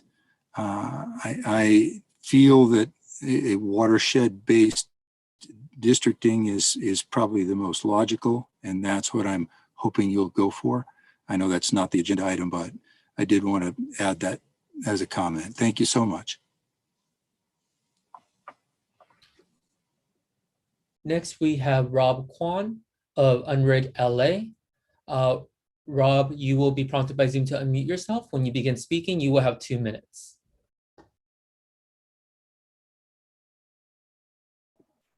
Hi, can you hear me? Thank you. Rob Kwan, I'm with Unrig LA, focused on representative government and money and politics in the LA area, but with a specific focus on the city of LA. And I haven't been able to attend any of the LA County Commission meetings. We've got an advisory commission, so I've been focused on that, but I was inspired by Henry Fung's comment. I want to speak in complete opposition to NDC as a demographer. In the city of LA, as I said, we got a advisory commission, and we would very much like to move to an independent commission model. So I hope that you keep that in mind as far as what example you set for other jurisdictions. It's disappointing to see that NDC even made it as a finalist. I know that your hands were tied in some ways by restrictions on what kind of firms could even apply for this. But it still is sad. Frankly, there's such a long list of red flags. I don't know where to begin. To NDC, I'm not saying you're primarily a Republican or a partisan firm. I'm saying you're a white supremacist firm. As somebody who was born and raised in Santa Clarita, still has a whole bunch of family there, I have a deep appreciation for the way you fought against the VRA in my hometown. I've literally watched elected officials you protected laugh during a council meeting as somebody in the audience yelled out, quote, "What's her address?" as a teacher told the story about his high school student who was undocumented, feared deportation. One of those council members had previously described himself as a quote unquote proud racist. I'll be polite and just say I wish NDC nothing but the worst for the way in which you've spent the last 42 years suppressing the voices of minority communities and reinforcing incumbency protection all across the country. Thank you for your time. There are no other public comments on this agenda item.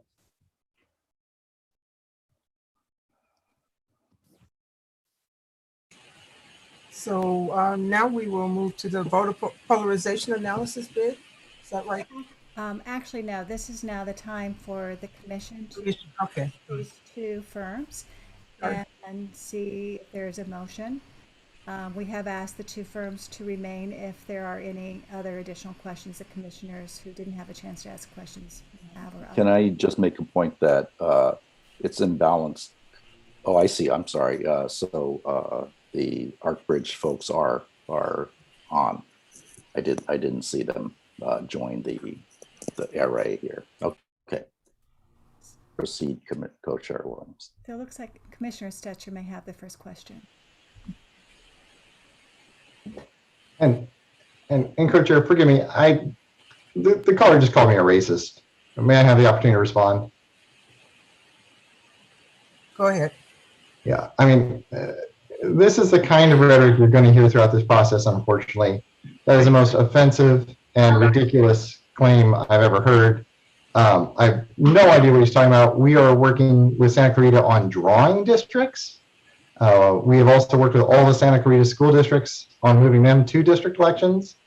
I have no idea what on earth he's imagining he heard, but that we've never fought moves to district elections in the Santa Clarita Valley at all. And I mean, let's be honest, for the complete count, get out the census count. When Congresswoman Judy Chu and Congressmember Ted Lieu looked for an expert to say why it was important that we get the census count and that why underrepresented groups participate, when they needed an expert to speak to their town halls, they called me. No. The idea that we are racist, that I am racist in any way is offensive, totally unsupported, and just blatant hack job trying to influence this commission with no facts behind it whatsoever. So I'm happy to answer any of the facts that come out, but that was so offensive and so patently untrue. I appreciate the opportunity to respond to that. Thank you. You're welcome. Co-Chair Williams, I'm going to suggest that we give all the commissioners who haven't had a chance to ask a question to ask their questions first. Okay. And so Ty, if you can. So we have, I'm sorry. Go ahead. Yeah. So we have Commissioner Stetcher, then Commissioner Orpanella Segura, then Commissioner Holtzman, and Commissioner Franklin. Yes. I'm just suggesting that we make sure I'll defer. Commissioners a chance who haven't asked a question. Commissioner Orpanella Segura. Hi, thank you to both firms for making your presentation. My question is for the Arcbridge team. I have in my notes that for training sessions, you would be open to recording a session that would be available at a later time. What about any like written guides in addition to a recorded session? Would those be made available? Yes, we can do that as well. Thank you. Commissioner Franklin. Yes, thank you. I thank both of the proposers and your work that you've done so far regarding redistricting. I have a question regarding for ArtBridge. I appreciate the fact that you're a woman-owned minority business, and that's awesome. My concern is that your lack of experience as it relates to your footprint in Los Angeles County. I do understand that you've had some work that you've worked with the LA County Fire Department. Which jurisdiction of the LA County Fire Department did you do work at? And could you share with how will you engage particularly the African American community in District 2 to get those citizens involved in redistricting and maps? So I hope my question is clear. And then one other final question. How many staff do you have at your company? So just to answer your last question, we have about 10 staff members on our company. So, and you know, that's they will be working on this project and other projects as well. And regarding the what we depend on is the public. So getting the knowledge, getting public involved in this process is the most important thing that we feel, and that is how we get to understand how the boundaries have to be drawn.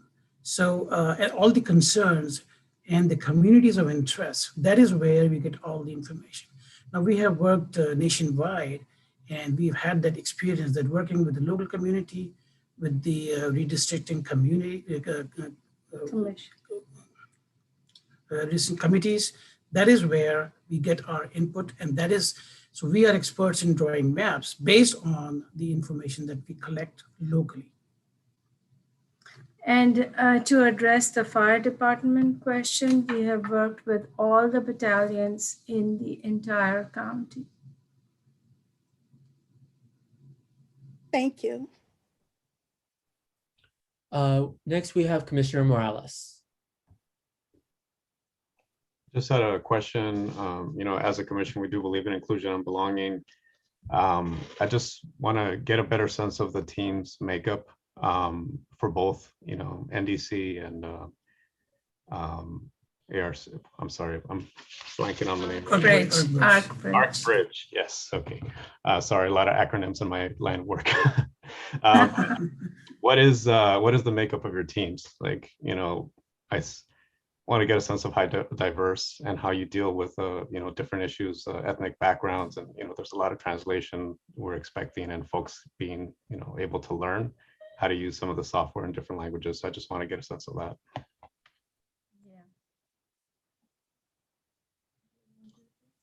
So, you know, out of the, well, if you ask the staff that we have two, a combination of all, you know, possible. We have a white, we have you know, 8 minorities and 2 white people in the company. So if that answers your question. And what else was the question?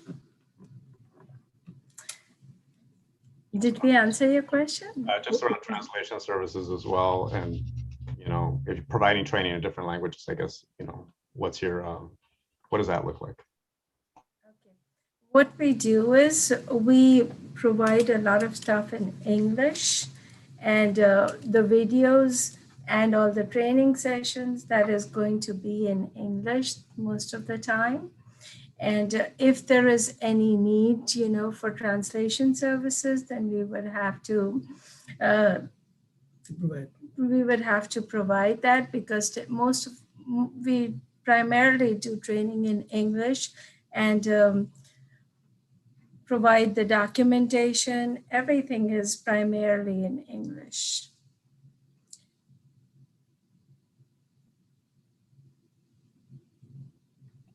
Thank you. And for NDC? I have the same question for NDC. Sure.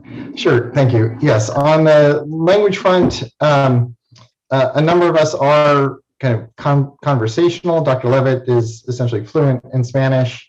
A couple of others are close to fluent. None of us are translator professional in Spanish, though. And the reality is, as I'm sure you all are already aware, in LA County, you're looking at 50-some languages. So you're going to need professional translator services from a large professional firm. So we've worked with translators all the time, and happy to work with them. On the mapping products, it can be a challenge. What we found is we have to take the map labels, hand them over to the translators in a Word file, and then get the translated language and copy it back in the maps because they don't have the mapping software kind of things. The Esri tool is limited, unfortunately. It doesn't have a lot of language. It doesn't have language options. So what we would need to do is do the training videos and either subtitle them or dub them in each of the languages that you need to address.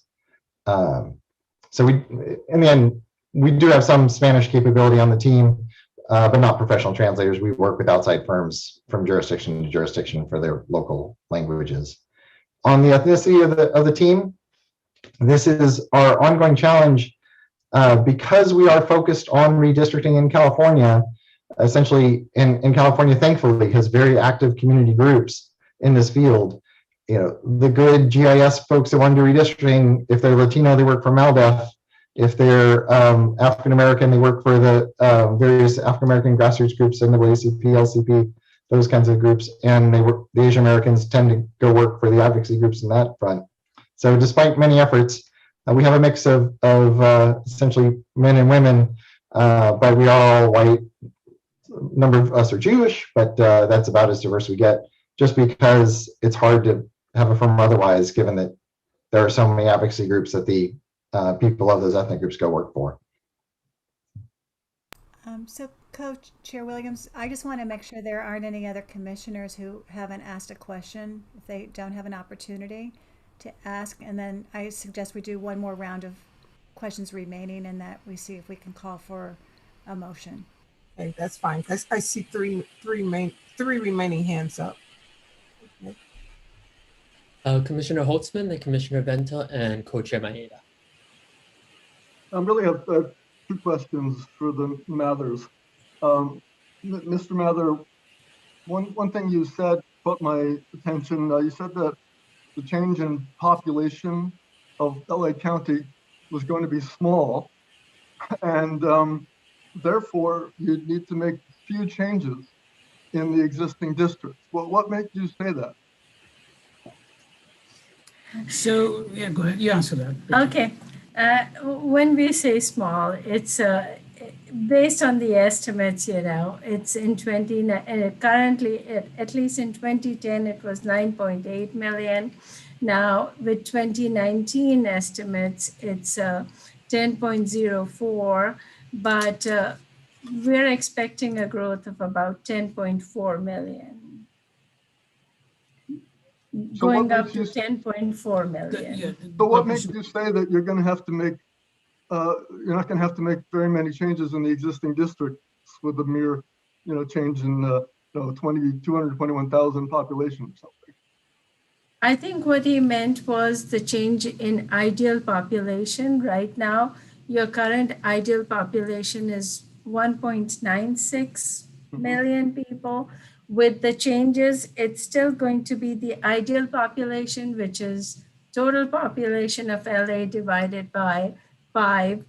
We are expecting it to be around 2.2 million. So we don't know. Those are estimates until the data actually comes out. All right.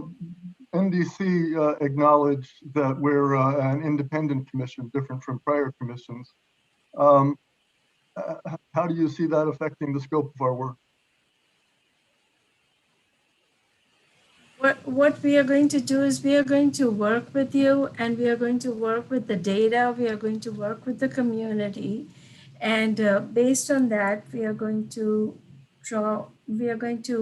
work with you and draw the boundaries for the new districts.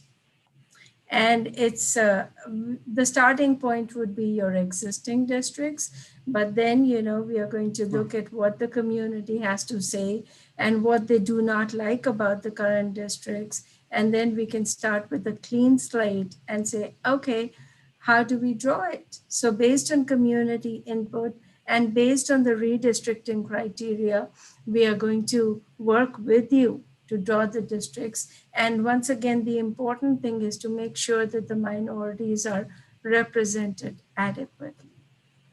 And then why do you keep calling yourself a woman-owned business? What's the history of the ownership of your business? You have your husband on top of the organizational chart in the RFP. Yes, I am the president of the company and he is the CEO. He is responsible to make sure that we have adequate resources assigned to each project that we do. So he is going to be the program manager, making sure that, that the project is on target, making sure while I am the technical lead and I will be working with you, I will be working with the community, me and my staff, and I am the president of the company. But he is the CEO. No, thanks. Thank you. All right. Commissioner Vento. Hi, this question is for Mr. and Mrs. Mayor. How many current jobs are you working on redistricting? Clients are you working on right now? Because I know I want to do a follow up with NDC because I think NDC said something like they do 4 counties and 20 cities. What are you working on right now? Well, right now we have started to work with the county of Miami-Dade.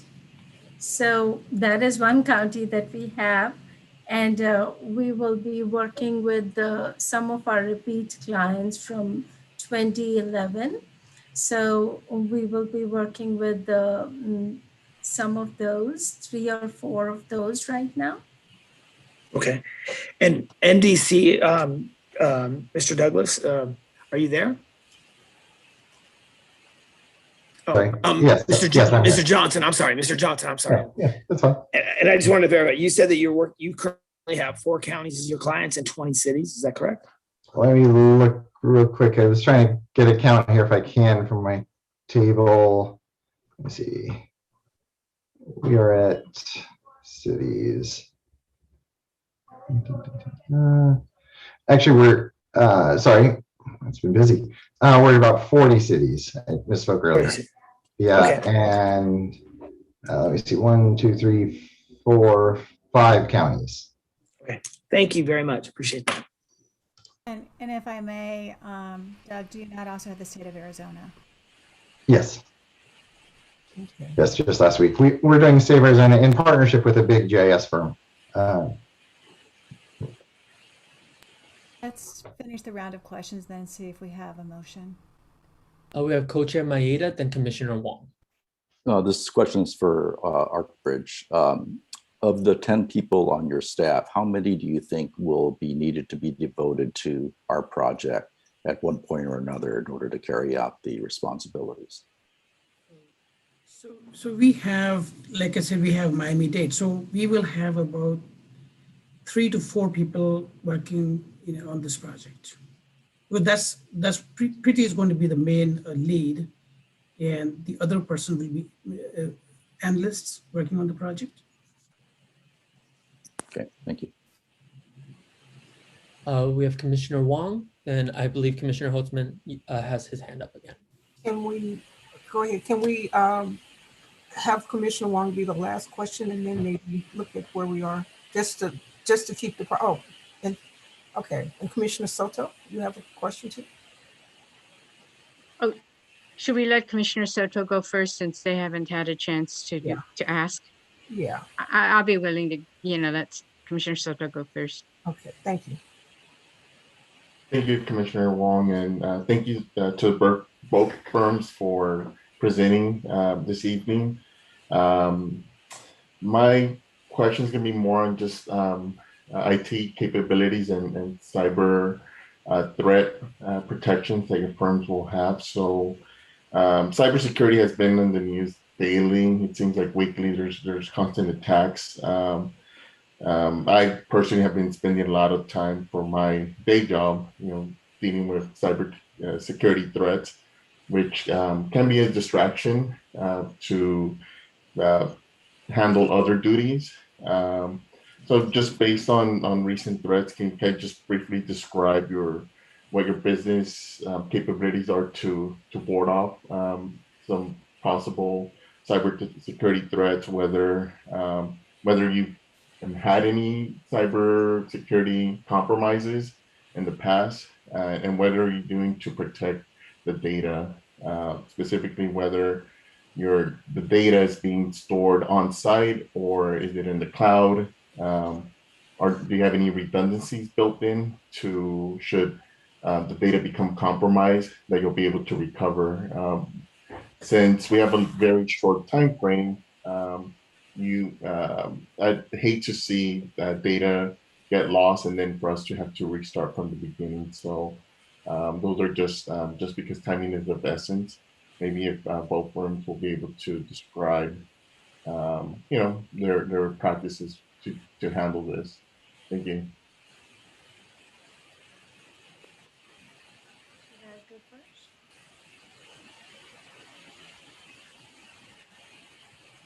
Arkbridge to go first, followed by NDC. Okay. What we do is LA County has selected ESRI redistricting tool. So ESRI, what they do is they take care of all the data storage, all the data processing. So it is not something that we would be involved in. So that is an ESRI responsibility that you have already procured their software. And as far as the data goes, the data is public data. It's Census publishes this data, and that is what we use. So there is really nothing proprietary there, and the ESRI application would have it. But like I had mentioned, we have our own application software for redistricting, so we process it. But our data, our application is desktop. So it would not be affected by any cyber stuff because it's all desktop and we will share things with you via emails. So, it would not be relevant for us. NDC? Response? Well, first I want to make one clarification that the ESRI solution is actually being hosted by the county. So it's all the IT security is going to fall on the county team.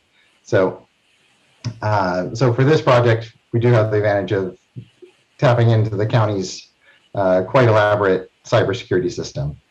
And as I just mentioned, agree, this is totally transparent. All the data is public process, so there's no private data that needs to be protected.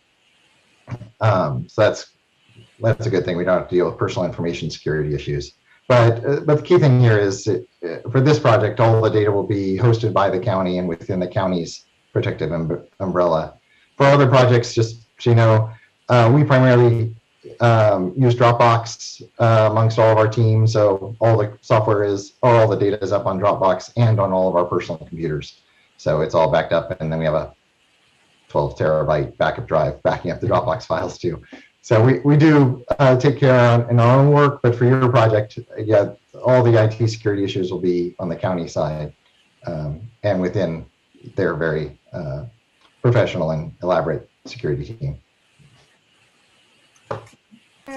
Williams, I just want to point out we are at 9:06, and there's going to be 2 other major agenda items. Right. I was going to ask if, unless there's pressing questions by Commissioner Wong and Commissioner Holtzman, can we move to a motion here, entertain a motion if that's where we are?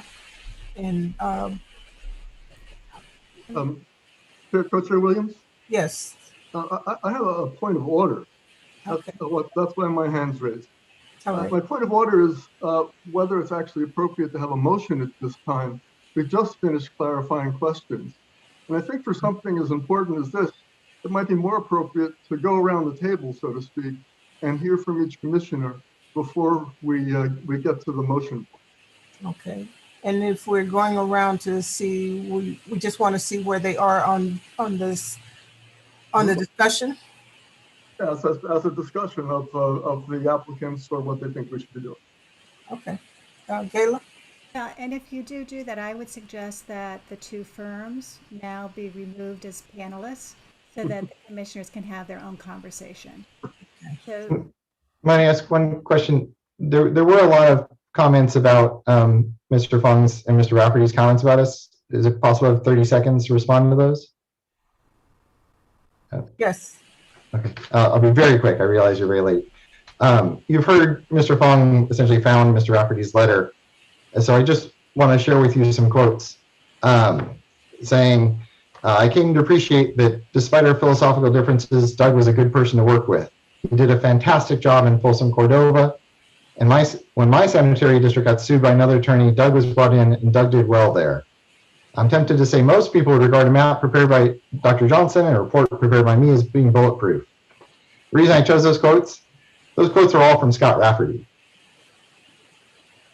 The person who's allegedly being cited is damning us for being horrible people. So I just want to put things in context, have you keep that in mind as you consider these things that are dredged up off the internet and given to you without any support. So thank you for that chance. Okay, well, we thank you for your presentation and your time. And now we will just meet with just the commissioners. So thank you, Arkbridge, as well. And we appreciate you participating.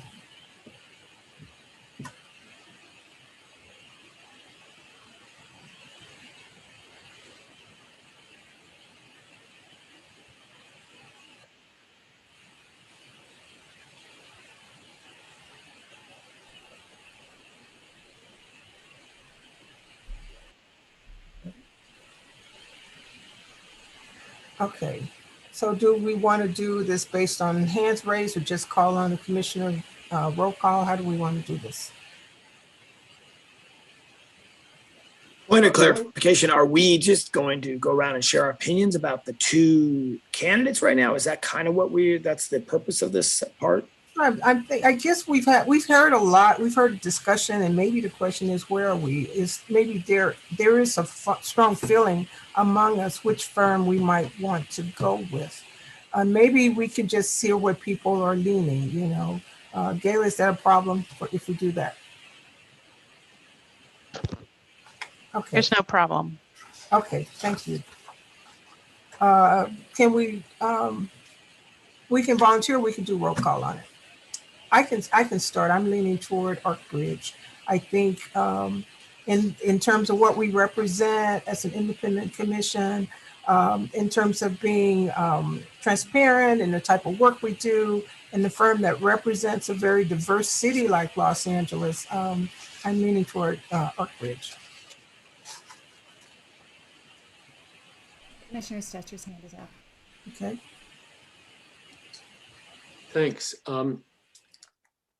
I think they're both qualified. I'm leaning a bit towards NDC, and I think I was persuaded by the comments we got from the public that we should elevate Arkbridge because it's a minority and women-owned business. But I was very discouraged by the comments from the public that I considered to be accusations without evidence and innuendo about NDC. And so I think their location and their immediacy is a strong point in their favor, but I'm still on the fence. Commissioner Orpanella Segura. Thank you. I think in the spirit of instilling confidence, in order to start from a clean slate and to truly reflect our independence, I am leaning towards Arkbridge. In terms of their location, I think throughout the pandemic, what a lot of companies have learned is that remote working is totally possible. I, as you may know, work for AARP. We're a national organization with offices in the East Coast, and there is never a problem about getting together and getting something done. So I don't believe the time difference will be an issue. I want to make communities feel comfortable and know that we are moving in a direction where we want to be inclusive. Commissioner Saida Soto. Thank you. I have reservations about both, to be honest. I think with ARC, I'm really unclear. They weren't able to offer a lot of information about the makeup of their staff, other than to say 8 people of color, 2 white. I would like to see more about who is on their staff and their background. But I agree with the points made about working remote, as well as the kind of sort of independence that that them not being so connected in LA County can lend to us as an independent commission. I think with NDC, although Mr. Johnson stated that they are entirely nonpartisan, I do find it somewhat unsettling that they have a consultant on their team who has spent the last 30, maybe more than that, years working for the Republican Party, consulting for the Republican Party on legislation, on redistricting, et cetera. So I do have some concerns about that, as well as I think just the makeup of their team, or the lack of diversity on the racial diversity and other diversity on their team. Commissioner Franklin.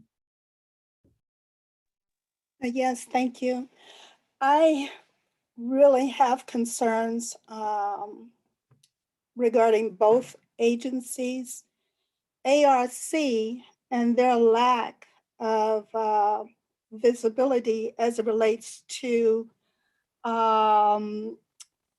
working with the County of Los Angeles, irregardless of having some contact with the LA County Fire Department. But I find it really hard to go with either one of the agencies, ARC and NDC, particularly because of NDC and all of the comments, the public comments, negative comments that were made without any evidence of whether the comments were true or not. But NDC, they are from California. They've worked with a lot of organizations and agencies, not only in the county, but also in the state, which is a benefit for me. But because of those negative comments, I really feel uneasy. ARC, the lack of having some experience working and understanding the dynamics of our community, I find that a little bit unsettling as well. So both of the organizations, ARC and NDC, I don't feel comfortable with. But if I had to make a choice, make a decision today, I'm leaning a little bit more towards NDC. Commissioner Morales. Yeah, I was just taking what everybody has said into consideration, and the fact that whenever there's a Voting Rights Act challenge, they're there in terms of NDC. So they were consultants here in Whittier as well. So there's something to be said about that. I think having said that, I do share, I think just in terms of like capacity wise for ArcBridge, this is Miami-Dade County is about 2 million people or so, and we're talking about 10 million here in Los Angeles County alone. So it's, yeah, I'm leaning more towards ArcBridge at this point in time. But I do have some reservations about, just implementation and process moving forward. I need a little more concrete details in terms of what that looks like. Commissioner Holtzman. Well, perhaps we should have started with the report from the Ad Hoc Committee on Demography. I think the reason we didn't do that is we recently lost from our commissioner, our great commissioner from Loyola Law School, Priya Sridharayan. And she was the chair of that ad hoc. So the rest of us on the ad hoc have been sort of working in an ad hoc manner in her absence. And one thing we heard in checking with references and such is from the people in the county our demographer is going to have to work with. We heard from them absolutely no concern about Doug Johnson not doing what we want. Doug Johnson has a reputation of doing what his clients want them to do. So when his clients have been challenging whatever or defending whatever, he makes the strongest case for them. Now today, Doug Johnson went out of his way to acknowledge our pioneering role as the first independent redistricting commission for the County of Los Angeles. And which suggests to me that he is more than willing to take direction from us and do what we want and not be biased towards any other party. On the comment letter, I should say I looked up, I Googled the commenter, and he's got quite a frequent Twitter presence. And that's all I'm going to say about it. All right, I'm not giving him huge amounts of credence for sincere and deep involvement in all this, but what can I tell you about the public commenter? And again, we asked specifically the people who he would have to work with in the county, we asked specifically if they have any concerns about his Republican so-called affiliation, and they said absolutely not. In fact, like one of them had appeared on the other side from him in some sort of proceeding or case and said, he did a great job, I did a job, that's what we were doing. He, I think, and his team, I think, have great capacity, technical capacity, as well as presence in the community. I really am troubled by the notion from Arkbridge, that we hear from Arkbridge, that they think our starting point has to be the existing districts. They said that in response to my question.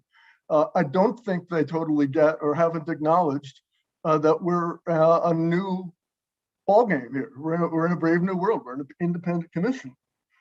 And as far as, I understand the idea of wanting to do some sort of affirmative action of sorts or whatever, hiring, to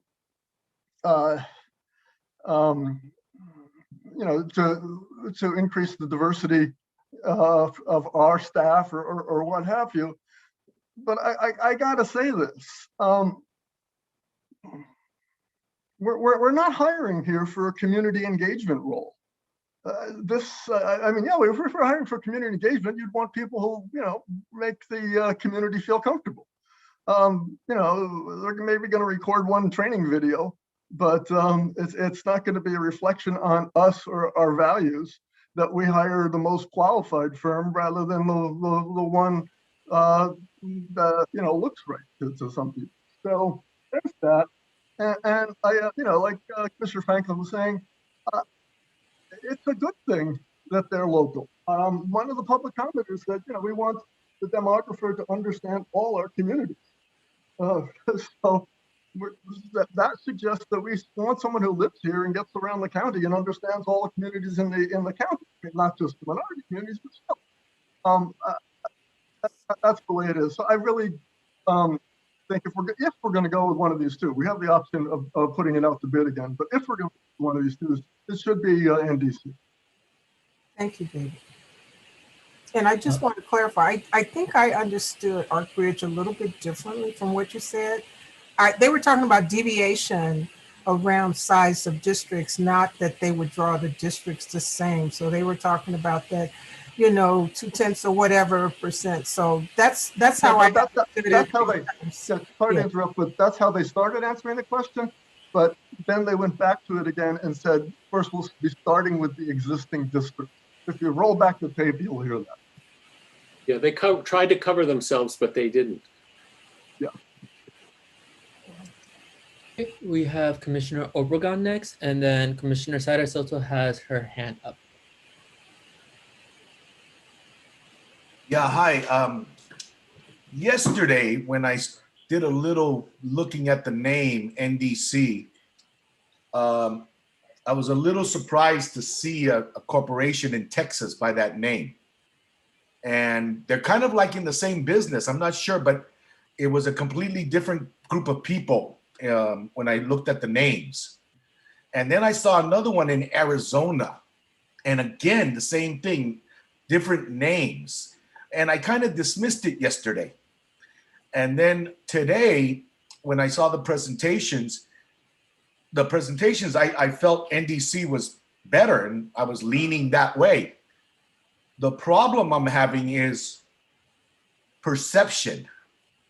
And the perception that the public kind of gave us, even though maybe the perception is based on inadequate, maybe, or I don't know. I don't know what this, I was really surprised how many people were pretty vehement against them. But I don't, after looking at it and seeing that how, if you look at the name of that NDC Corporation of Demography, you'll trip into companies in Texas and in Arizona.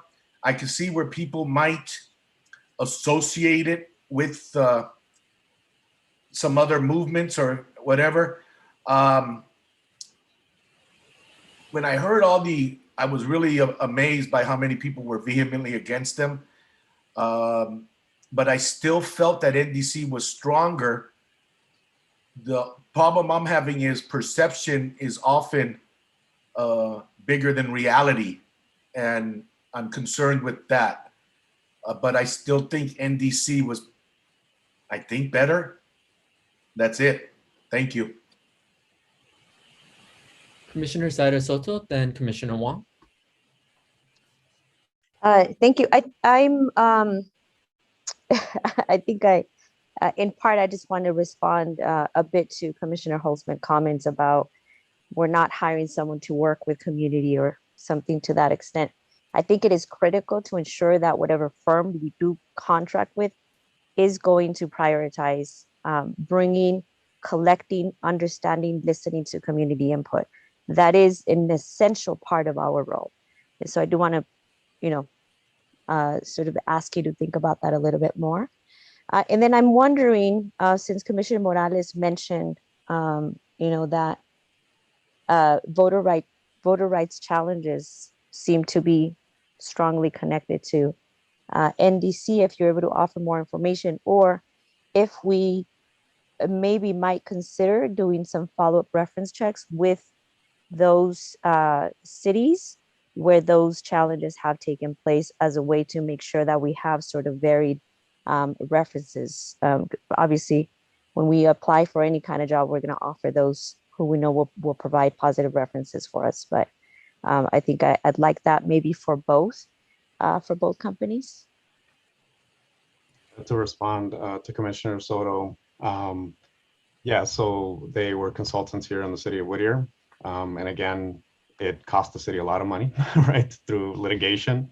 The case was dropped because the folks put it on the ballot. There was a vote, and then we got redistricting here in the city of Whittier. And so they were consultants all throughout to try to make the case that the existing infrastructure was adequate, that everybody or the majority of folks came from one particular area of the city. So that I found that troubling. And so that's why I felt I needed to say that. But on that point, I would say that, again, he was hired to represent a particular side. He does that in many voting rights act challenges. So exactly. He did his job. I think he did his job well. And also on the can I actually respond to that? Are we hiring people to agree with us, or are we hiring to be reflective of what the community is asking? We're hiring people to do what we ask them to do, and that we want them to be reflective of what the community is asking. They will do it. Thank you. Thank you. And on the engagement thing, the demographer is going to be much more in the background, than our actual public engagement people. David, I'm going to ask, can we hear from some others who have not shared their opinion yet? Thanks, David. Commissioner Wong, then Co-Chair Maeda. Yes, thank you. I have a lot of comments, and I won't share them all because it would take too long. But I would say that I agree a lot with the importance of having more information. I am very troubled by NDC. I need more information. So one of the reasons I had another question was because I actually wanted to ask NDC about their role in litigation and the results of the litigation they've been involved in, because I think I'm troubled by some of the allegations in the public comments. I think you cannot dismiss, all of the letters and all of the cases that were cited, but I also agree with Commissioner Sala Soto that we need to check more into these allegations, because if some of those concerns are true, then I think it's very problematic that we use a firm like NDC. So I think we, when it comes to getting kind of referrals in our ad hoc working group, I think it was kind of a wash when we got references from both Esri and, well, actually David Ely did not really, I think, like, and like one of the firms. But I would say that for us, I think, especially given the amount, it would be one thing if it was just one public written comment with a lot of those attachments and only one concerned citizen. But when it was 5 or 6, then I think we have to seriously consider, what the problem is around NDC. And I agree that perception is really key and it's very important. If we do not seem like we're independent or that we're not taking community input seriously, then I think it will reflect badly on us. So I actually I think from the beginning have leaned towards ArtBridge because I think that they seem to, aside from the issue of them being out of town, that was my only reservation. But I think after listening to them and their responses, they seem to address that pretty well. So I guess I would prefer to, rather than to, if I was just have to choose, I would choose ArtBridge, but I would rather have a little more time to try to do a little more research into some of the allegations against NDC. Okay.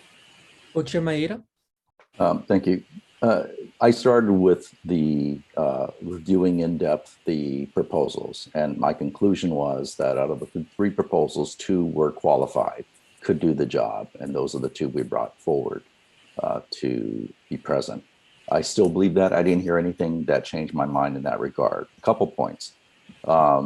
It's true that it's good to have someone who understands the county. That's preferable if all other things being equal. What we heard from the commenters was, well, they're understanding it in the wrong way, or that doesn't help us if they're, whatever, biased against them or whatever the concern was. I agree with Commissioner Stetcher that some of the comments, they're comments that are thrown out there, they create an emotional impact, but if there's no basis for them, we can't seriously grapple with them in that sense. But it seems like there is more than just, somebody's gripe about it. There's a lot of stuff out there that made me very concerned.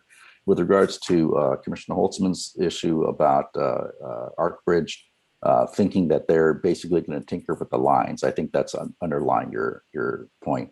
I agree with Commissioner Co-Chair Williams. I think they didn't understand your question. They did eventually get to the point of saying clean slate. I don't know whether that's enough for you, but I also am concerned about NDC's own document, this redistricting rules document, in which they say one of the traditional goals of redistricting is to try to avoid pairing current board members.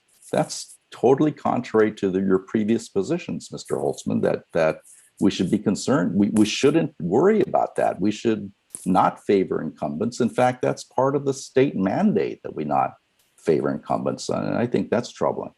My bottom line is... May I just respond really fast there? Okay. He put that down as a traditional concern. And he's already acknowledged that we're non-traditional. So he's not going to use that concern. Okay. Maybe you're right that he'll do whatever we want him to do. I do think there's credibility and perception issues with hiring them. I have to say, I was offended by the idea that the reason why their entire staff is white is because they could not find a person of color who's qualified to do it. How many times have we heard that? And that I'm just astonished by that. But anyways, my view is we have a choice of a qualified demographer on board. I think they could do the job. This will be a big job for them. There's no doubt about it. Bigger than they've done before. But they have enough experience in this area, I believe, to be able to do the job. So I would vote for Arkbridge. But I'm saying that both are qualified. So if the consensus is to go with NDC, I could probably live with it, but I do have definite concerns. If I may, Co-Chair Williams, I just want to point out it's 9:33.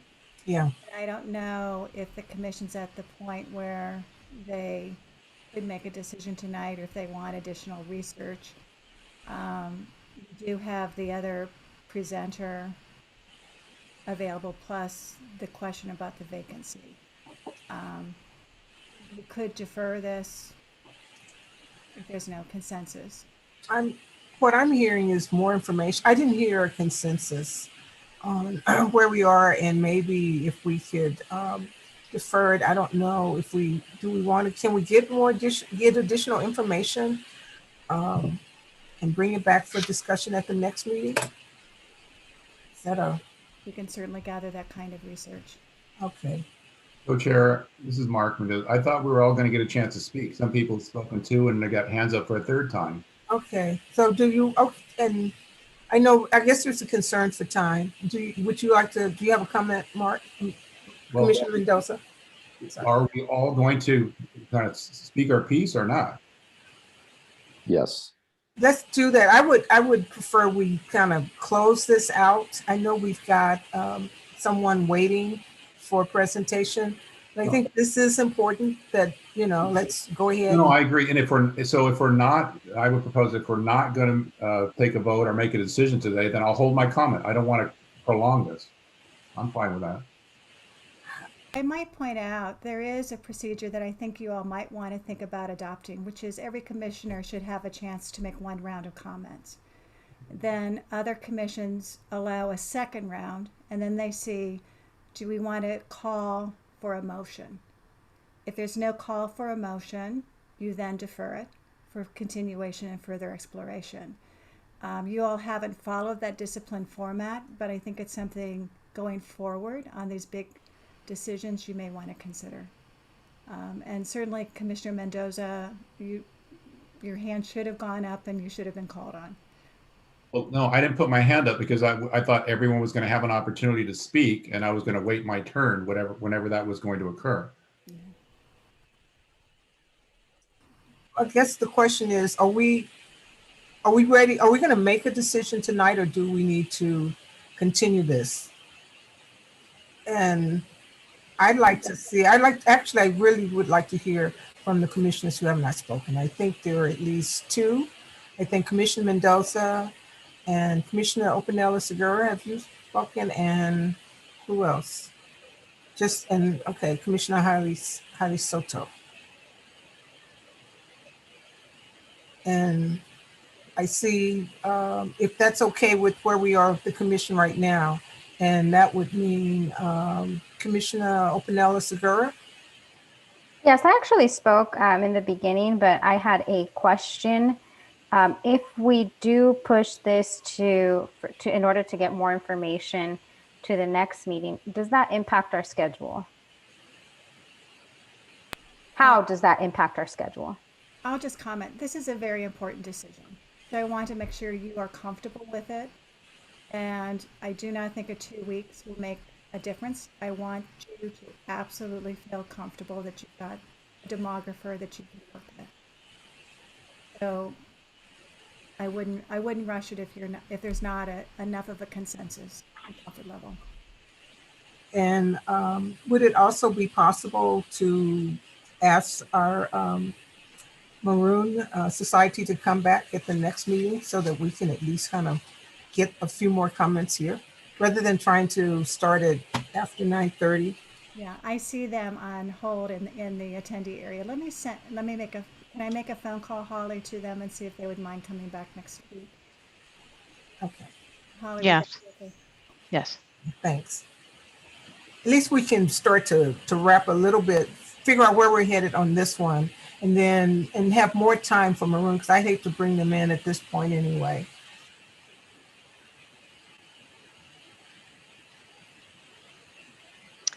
I think while she's making that call, you can go ahead and have a comment from Commissioners Mendoza and Jaila Soto. Okay. Let's do that. Who's okay? Who wants? Commissioner Mendoza, why don't you go forward? Yeah, go ahead. Well, I'm fine with Jaila Soto going first, if she would, if that's a preference.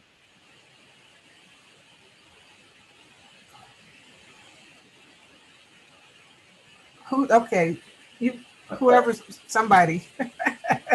All right, I'll just go. So I'd like to just point out, I think, I appreciate all the commissioners' comments.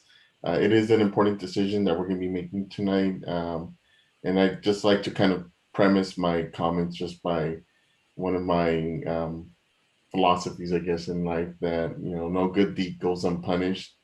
We did set strong conflict of interest standards for the selection of the firm, which unfortunately just limited our pool of firms that we could choose from, that were eligible to submit. So that itself just limited. I would have liked to have seen more firms submit, but unfortunately they just were disqualified. And I believe both of the firms that gave presentations are qualified with technical capabilities, and I appreciate that. However, we do need to still instill confidence in the process and show that we are independent. And just like, I'd like to thank the public for taking the time for providing comments. Fortunately, there was a lot of hearsay, which just makes it a little bit of a challenge. I agree with Commissioners Obregon and Wong that public perception is very important in this process. And I just hate to see that the rest of our process be dragged down with unnecessary baggage just from if it might instill lack of confidence or transparency from the public. And I'll just leave it at that. Thank you. I do have an update from the Maroon Society. They are more than happy to be flexible. They could come in 2 weeks. One other thing you might want to think about, given how important this decision is, if you'd want to have a special meeting next Wednesday, just to resolve the issue of the demographer. Maroon could either come next Wednesday or they could come at your regularly scheduled time in 2 weeks. So that's another option for you to consider. Okay. But we will not have Maroon tonight. Okay, great. Actually, they were here, so they sort of see coming attractions of how they're going to be grilled. Okay, thank you, guys. I appreciate that. Commissioner Mendoza, why don't we hear from you, and then we'll decide whether or not we want to have a special meeting next Wednesday. Thank you. I agree with everything that everybody said to varying degrees. And unless I'm misunderstanding how this process works, we as commissioners are going to make the final determination. We're hiring experts to help us, to advise, to provide professional services, but we are the ones that are going to make that ultimate decision. So when we hear from concerned citizens and valid points about an entity not prioritizing special needs of groups or a community trying to be erased, we ultimately are going to make that decision about what the final determination is going to be as it pertains to a county supervisorial district line. So I think that, as been stated by several of us, several commissioners to this point, that both companies can do the work. I think that NDC, by virtue of their body of knowledge and understanding of the lay of the land, basically, in the community and in this county and beyond the county and the state, is helpful. Local experience is really good, and certainly it's easy to criticize. They are experts. I'm not that familiar with these voter right challenges, and they've been called in and hired. They're a consulting firm. They're experts. I don't like that we would think that, oh, because there isn't somebody that has a certain skin color, that they shouldn't be hired. If they're the best firm, I think whichever firm that is, then they should be hired. And I think because NDC has the local experience, I think they would be doing a better job because they're going to be more familiar with what it is that we're going to encounter and bring to our attention the issues that they've encountered. And then we, as commissioners, make decisions about how best to deal with issues. I'll leave it at that. Okay. So I don't think we're at a point for a motion. It seems like we've had a couple of things on the table that we need more information on both. You know, as I was counting it, we're about almost evenly split between the two, or just need more information. So can we perhaps get additional information, I guess, if possible? The other question is, do we want a special meeting next Wednesday, or do we want to look at coming back in 2 weeks? And I guess the question is, Gayla, is there a problem if we wait 2 weeks, or, you know, in terms of getting the contracts going and all of that? We'll handle the contract end. I think it's really your decision. You'd ask, will 2 weeks make a big difference in terms of the timeline? You can absorb the 2 weeks. On the what is it, March 20, I guess it's the 26th we're meeting. We do have a panel that the Commissioner Mendoza and Commissioner Vento have organized. So I was just suggesting you might want to have a special meeting, that it doesn't have to be so long, and you could just focus on this topic, and if you want, then the presentation from the Maroon Society. Because I know these 3-hour meetings are very wearing, and you've got the vacancy issue also. So that's the only reason why I suggested it. I would also actually ask your independent legal counsel, Holly Watley, of her firm, if you decide you want to do more research on the litigation. I think they are the ones who should do that kind of analysis on your behalf. Yes, we can take a look at that, and then give you a sense on what the situation is there. I think that's a great idea. I really do. I mean, I think the challenge is, what additional information can we gather in the next 2 weeks?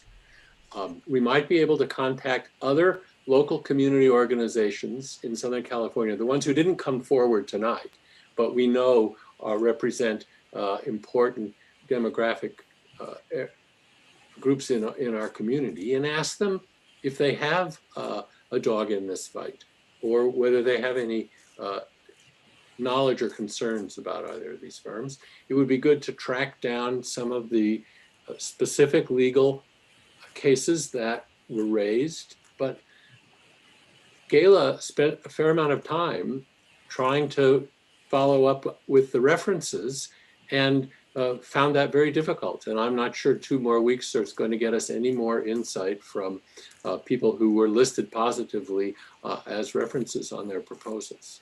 So if we could be clearer about what we're going to get, then, and particularly if we meet in 1 week, then it's even less easy to get additional evidence. Well, it's clear we're not ready for a motion. It's obviously we're not there. So we need to come back, whether it's next week or the week after, regardless of what information we feel we need. I guess maybe, I don't know, is there a point of order to find out where people are? You know, I would prefer to get it done if we can in a week, so we can just put this matter on the table, perhaps, and hash it out, get it done, rather than, you know, because if we're going to continue to do this, my concern is how it affects the upcoming agendas. So the question is that a motion if we want to do a special meeting? How does that work, Kayla? Do we? Holly, why don't you weigh in on that? Yeah, I think what you could do is you could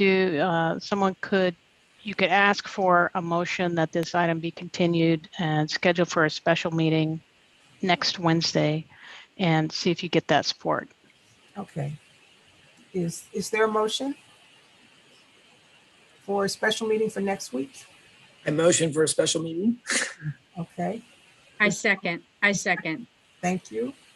Ty, can we do roll call? And just so the record's clear on this, for the public, that would be a special meeting. The motion is for a special meeting on next Wednesday, beginning at 7 p.m. Yes. Correct? Yes. Okay. All right. Just so the public's clear about that. And the only agenda item would be hiring a demographer, right? Well, so two questions. Do you want to have the question of hiring the demographer, and do you also then want the Maroon Society to present on the voter polarization analysis? Or do you want to defer them 2 weeks? Good question. John, Commissioner Vento? Yeah, I would recommend that we postpone Maroon for 2 weeks. The reason, this is just my suggestion, that something, and Holly, just because of what you made or said earlier, I thought it'd be interesting. It sounds like some people have some concern about the litigation that went on with these firms. And I think that if we could figure out whether the litigation was valid or nothing like that, if that's possible, that might help our decisions, because I guess some people are concerned that they're leaning one way or the other. So I think that maybe if that information was brought to light, because I know Kayla's done a lot of research, and I have to, second Brian's comments on that. And so I don't know what other information is going to be necessary, other than maybe the litigation aspect, that we can then sit around, and then we follow the protocol for next week, where each of us get to talk about the choices before we vote, like that recommendation that Gayla talked about, the point of order. So I don't know if Holly was able to bring some information back, and then we go around the table and then have a discussion about that. So that's what I'm suggesting. Okay. That's a motion. So let's clarify the motion that we would have, we'd do the research, and we'd have a special meeting on the demographer for next week. We'd come back in 2 weeks. So this is a motion just for a special meeting for next Wednesday to make a decision on demographer after, and I'm just putting it all out there. It's and Holly would do the research, and we would follow the protocol that Gayla had suggested.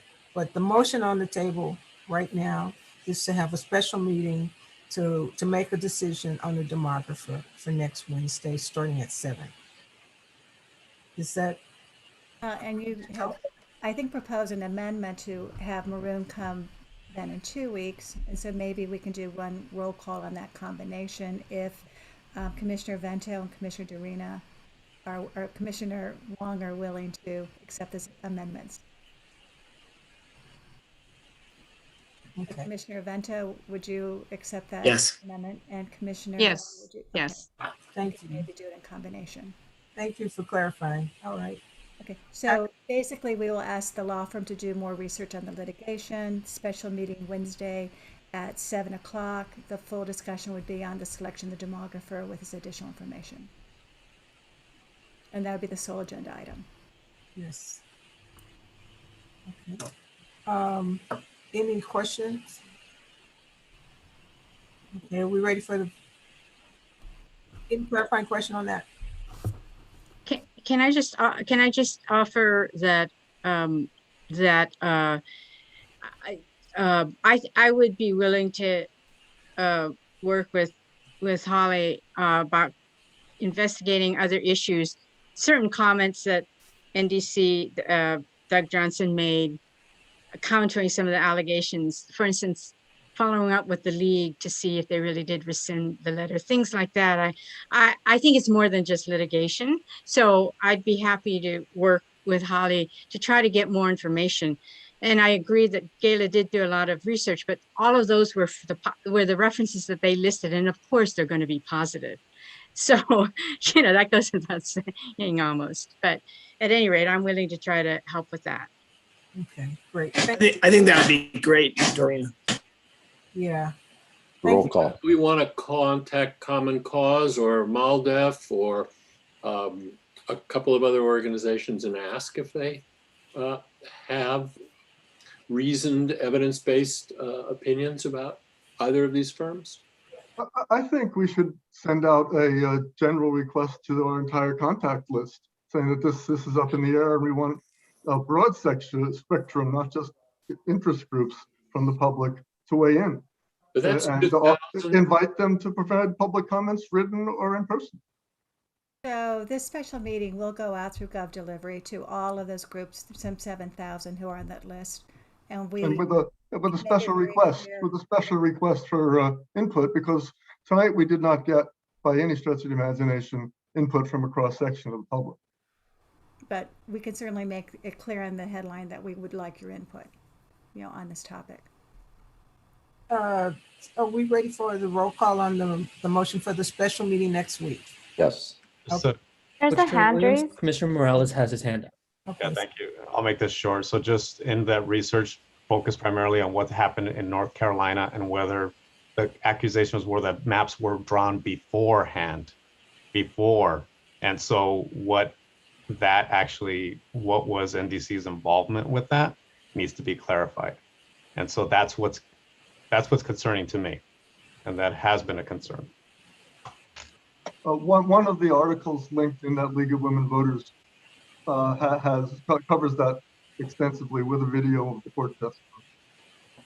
Okay, we will leave it to Holly and Commissioner Wong to do the research, and I think they've heard, and Gayla's going to do some additional information as well.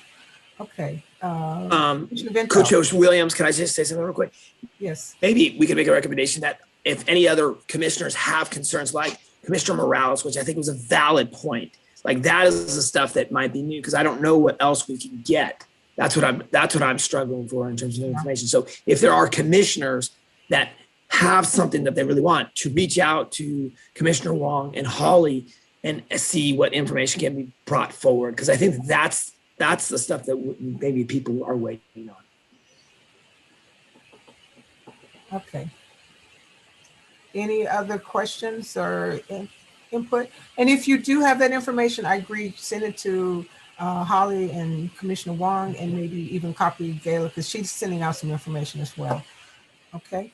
So can we, Ty, can you do roll call, please, on the motion that we will have a special meeting next Wednesday at 7 p.m. to make a final decision on the demographer? Commissioners, please be prepared to unmute your mic and respond when your name is called. I will now take roll call.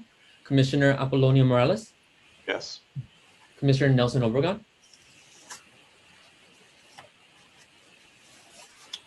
Commissioner Nelson Obregon.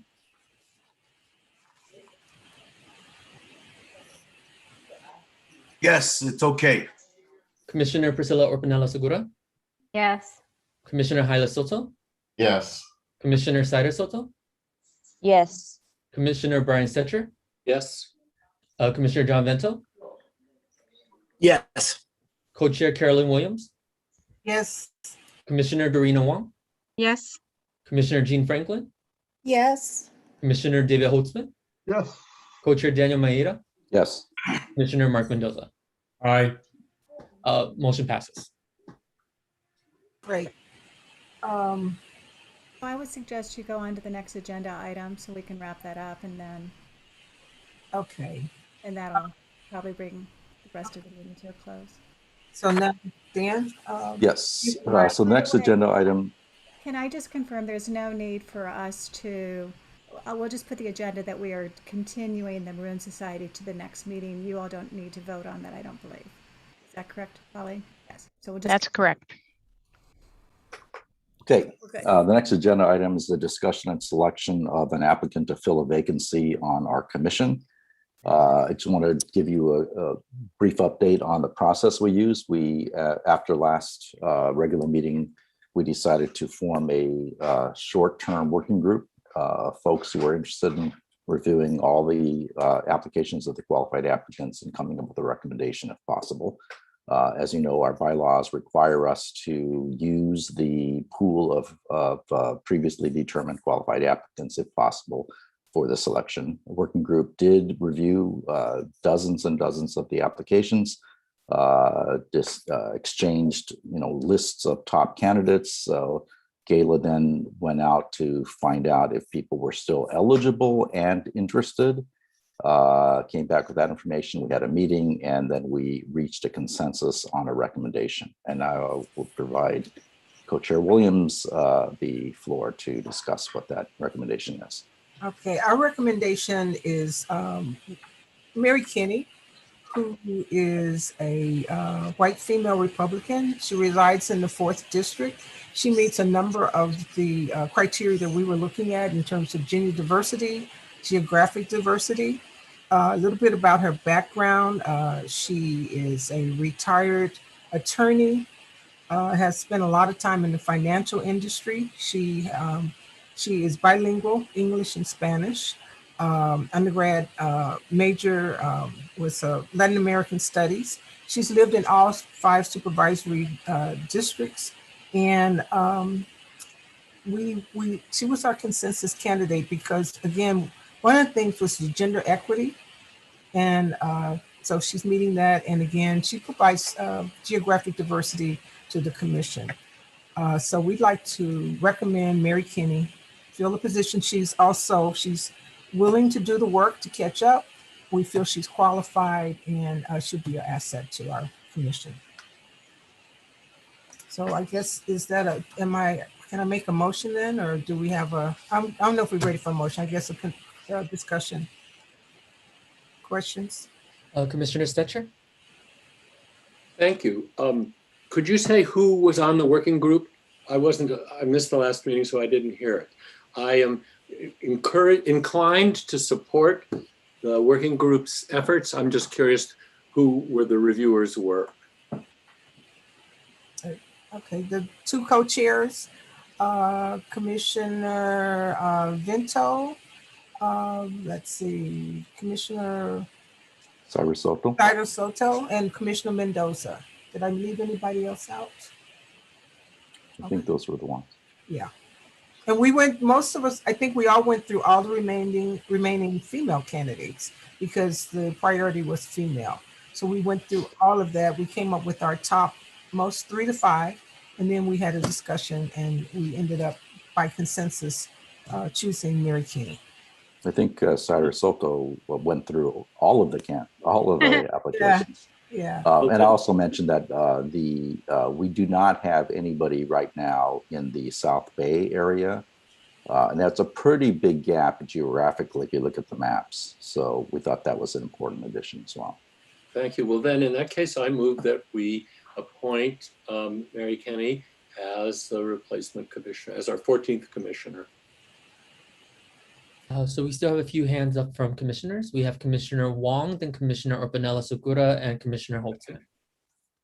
Yes, I'm sorry, I might have missed this, but did you say what district she was from? I know that Co-Chair Maeda just said South Bay, but in the 4th District.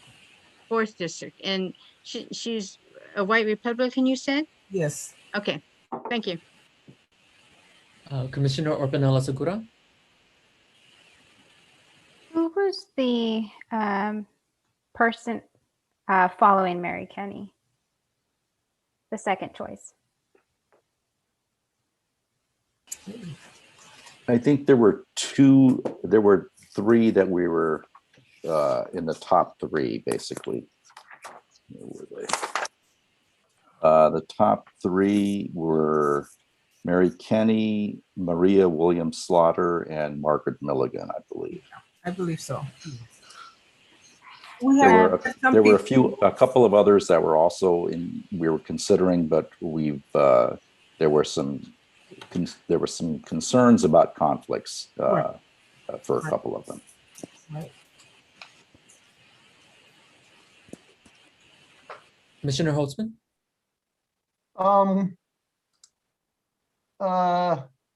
Well, can we have a second for the motion before I comment on the motion? I'll second. I second it. Oh, go ahead. Okay, I'll comment on the motion. I noticed that the supporting document with all the previous applications that was posted for this meeting, I'm pretty sure it's the one I downloaded just today or recently, is a document that's got problems. It's got the same essays for every applicant, at least for most of the applicants I looked at. And I also wanted to have time to actually read the application for whoever's recommended. This is the first I'm hearing the name. So now we've had a motion and a second.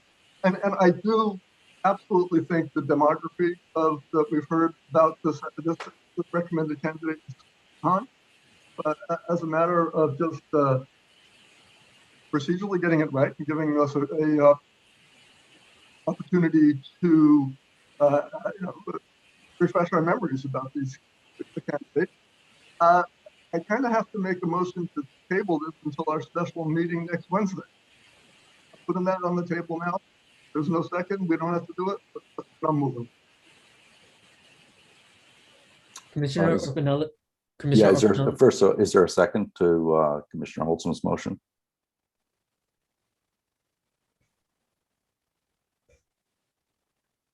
No second, then motion fails. Go ahead, Ty. Commissioner Orpinella Segura, then Commissioner Morales. Thank you. In the initial review of all applicants, and we were selecting our full commission, I had an opportunity to look at all the applications as well. So I'm looking back at my notes. I just want to confirm that I have correct information. Maria Williams Slaughter, I have noted here that she's District 4. Can anyone verify that? I think she was Lakewood. Was that 4? Yes. Okay. And I'm sure everyone had in the ad hoc had thorough discussions. I guess my only, and it's not a hesitation, it's just a comment, is in terms of background. I have noted that Maria Williams Slaughter was a civil engineer, and I do like diversity in terms of background. Mary Kenny is an attorney, and I do believe that we have, the wonderful experience of many commissioners who are in the field of law, but I like the consideration of having different fields because they do provide different lenses. So I just want to submit that as a verbal comment. I did confirm she is in Supervisorial District 4.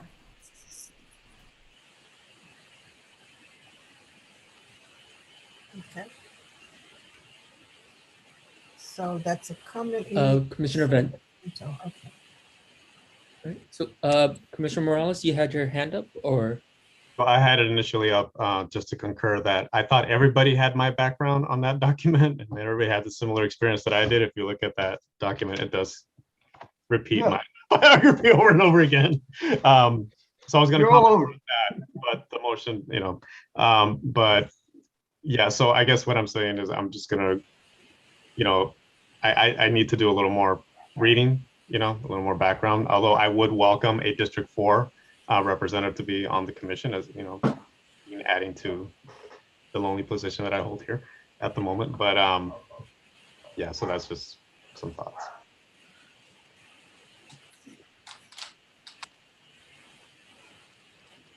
Okay. Commissioner Vento, did you have a comment?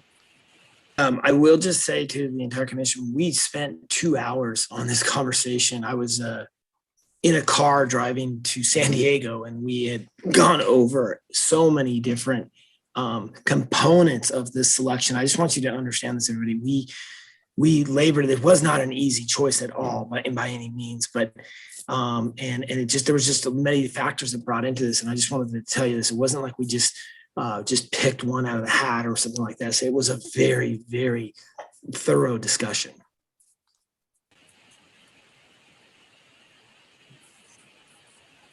Okay. So are we ready for the roll call? Okay. I think we are.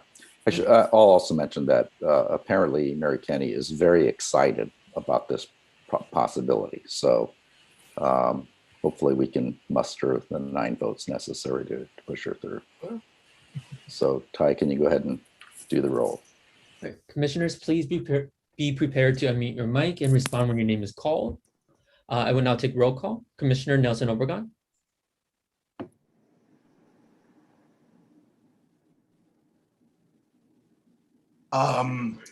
Gosh, you know what? I'm going to go ahead and say, yes, it's okay for that person. Commissioner Priscilla Orpanela Segura. Abstain. Commissioner Jaila Soto. Yes.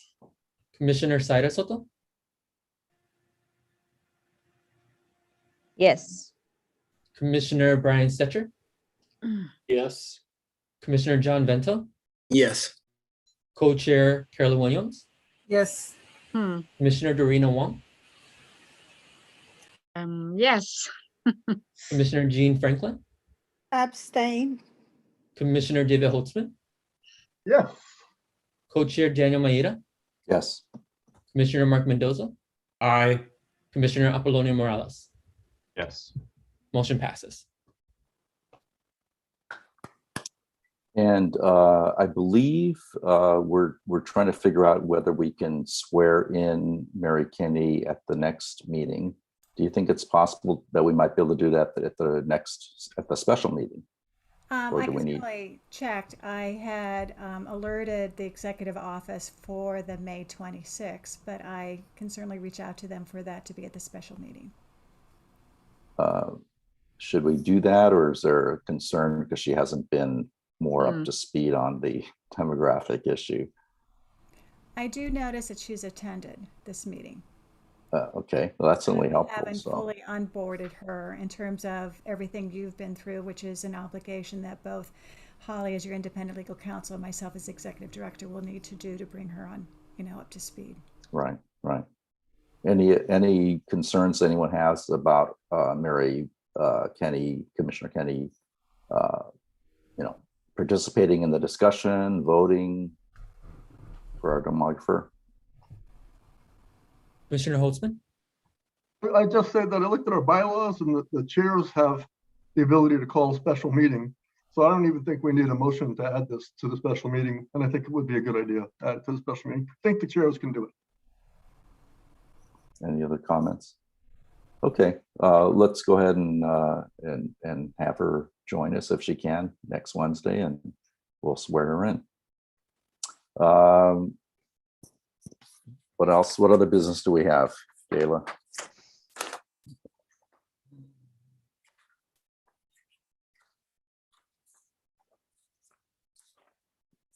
You're on mute.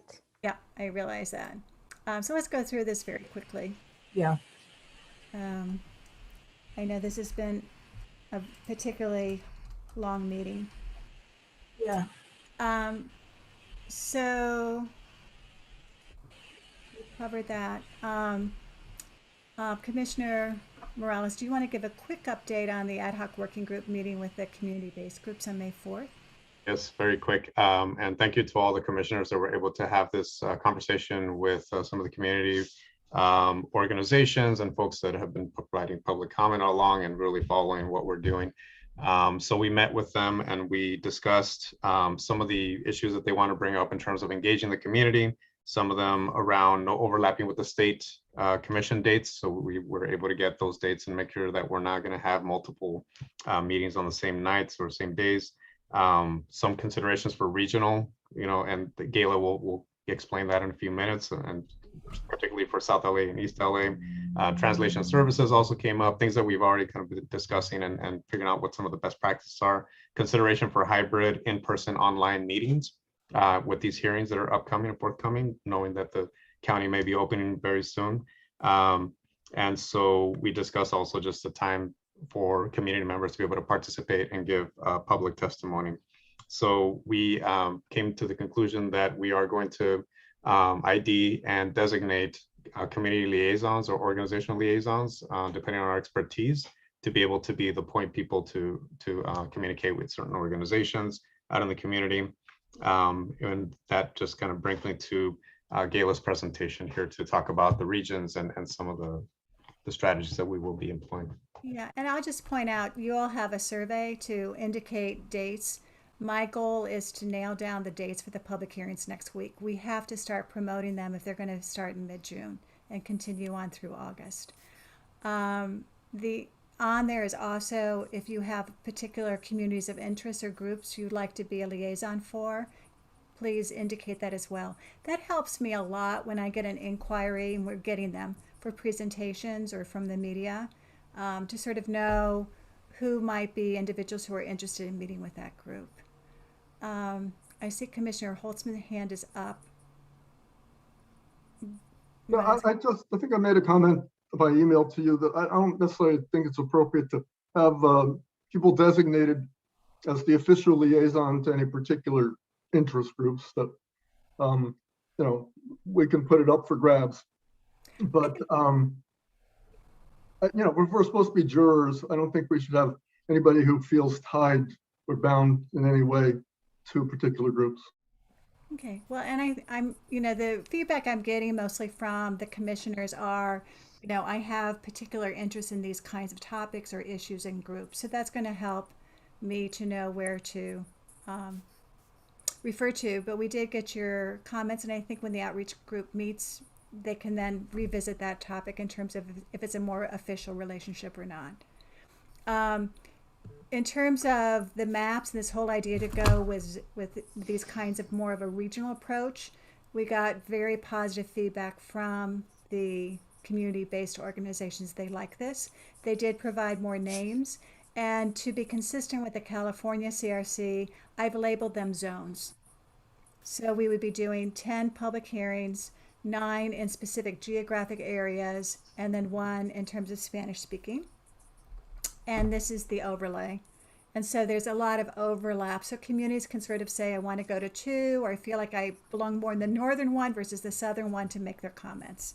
You all have seen this before. I'm going to move on to Commissioner Holtzman. If there's any update on legislation. Or can it wait for 2 weeks? I'll be really brief. I have a quick outline.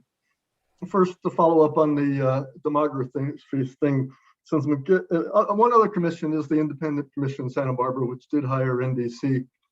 And then they got some flack for it in a newspaper article. And I think they hadn't done an RFP. And I think then they did an RFP, and they still hired him. But I'll follow up on that for our next meeting. The Michigan Commission had its first in-person hearing, and they got through 70 public comments, 2 minutes each plus overlap in 3 hours. I'll leave it at that. But people in Jackson, Michigan, were happy. Some drove quite a ways to get there. SB 964, the bill that might fix some of our problems, has been amended yet again. It looks like it's going to pass through its House of Origin, the Senate, with nothing of substance that helps us. I think it's going to the consent calendar for the floor next, but there's still time for us to get stuff in there before it's over. And Karen McDonald of the statewide database says that she anticipates the statewide database will have the official redistricting database for the state commission out on September 23rd. So there you go. That's a quick report. Thank you. Commissioner, I'm just going to keep pushing this ahead. If it's Sure. okay. Commissioner Mendoza.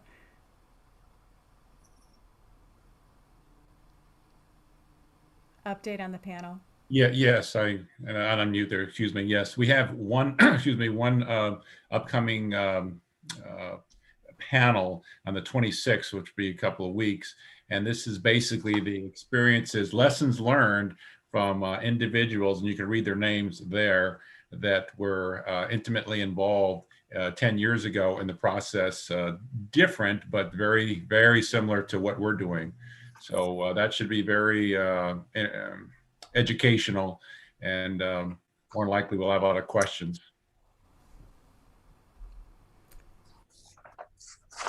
Chair Williams?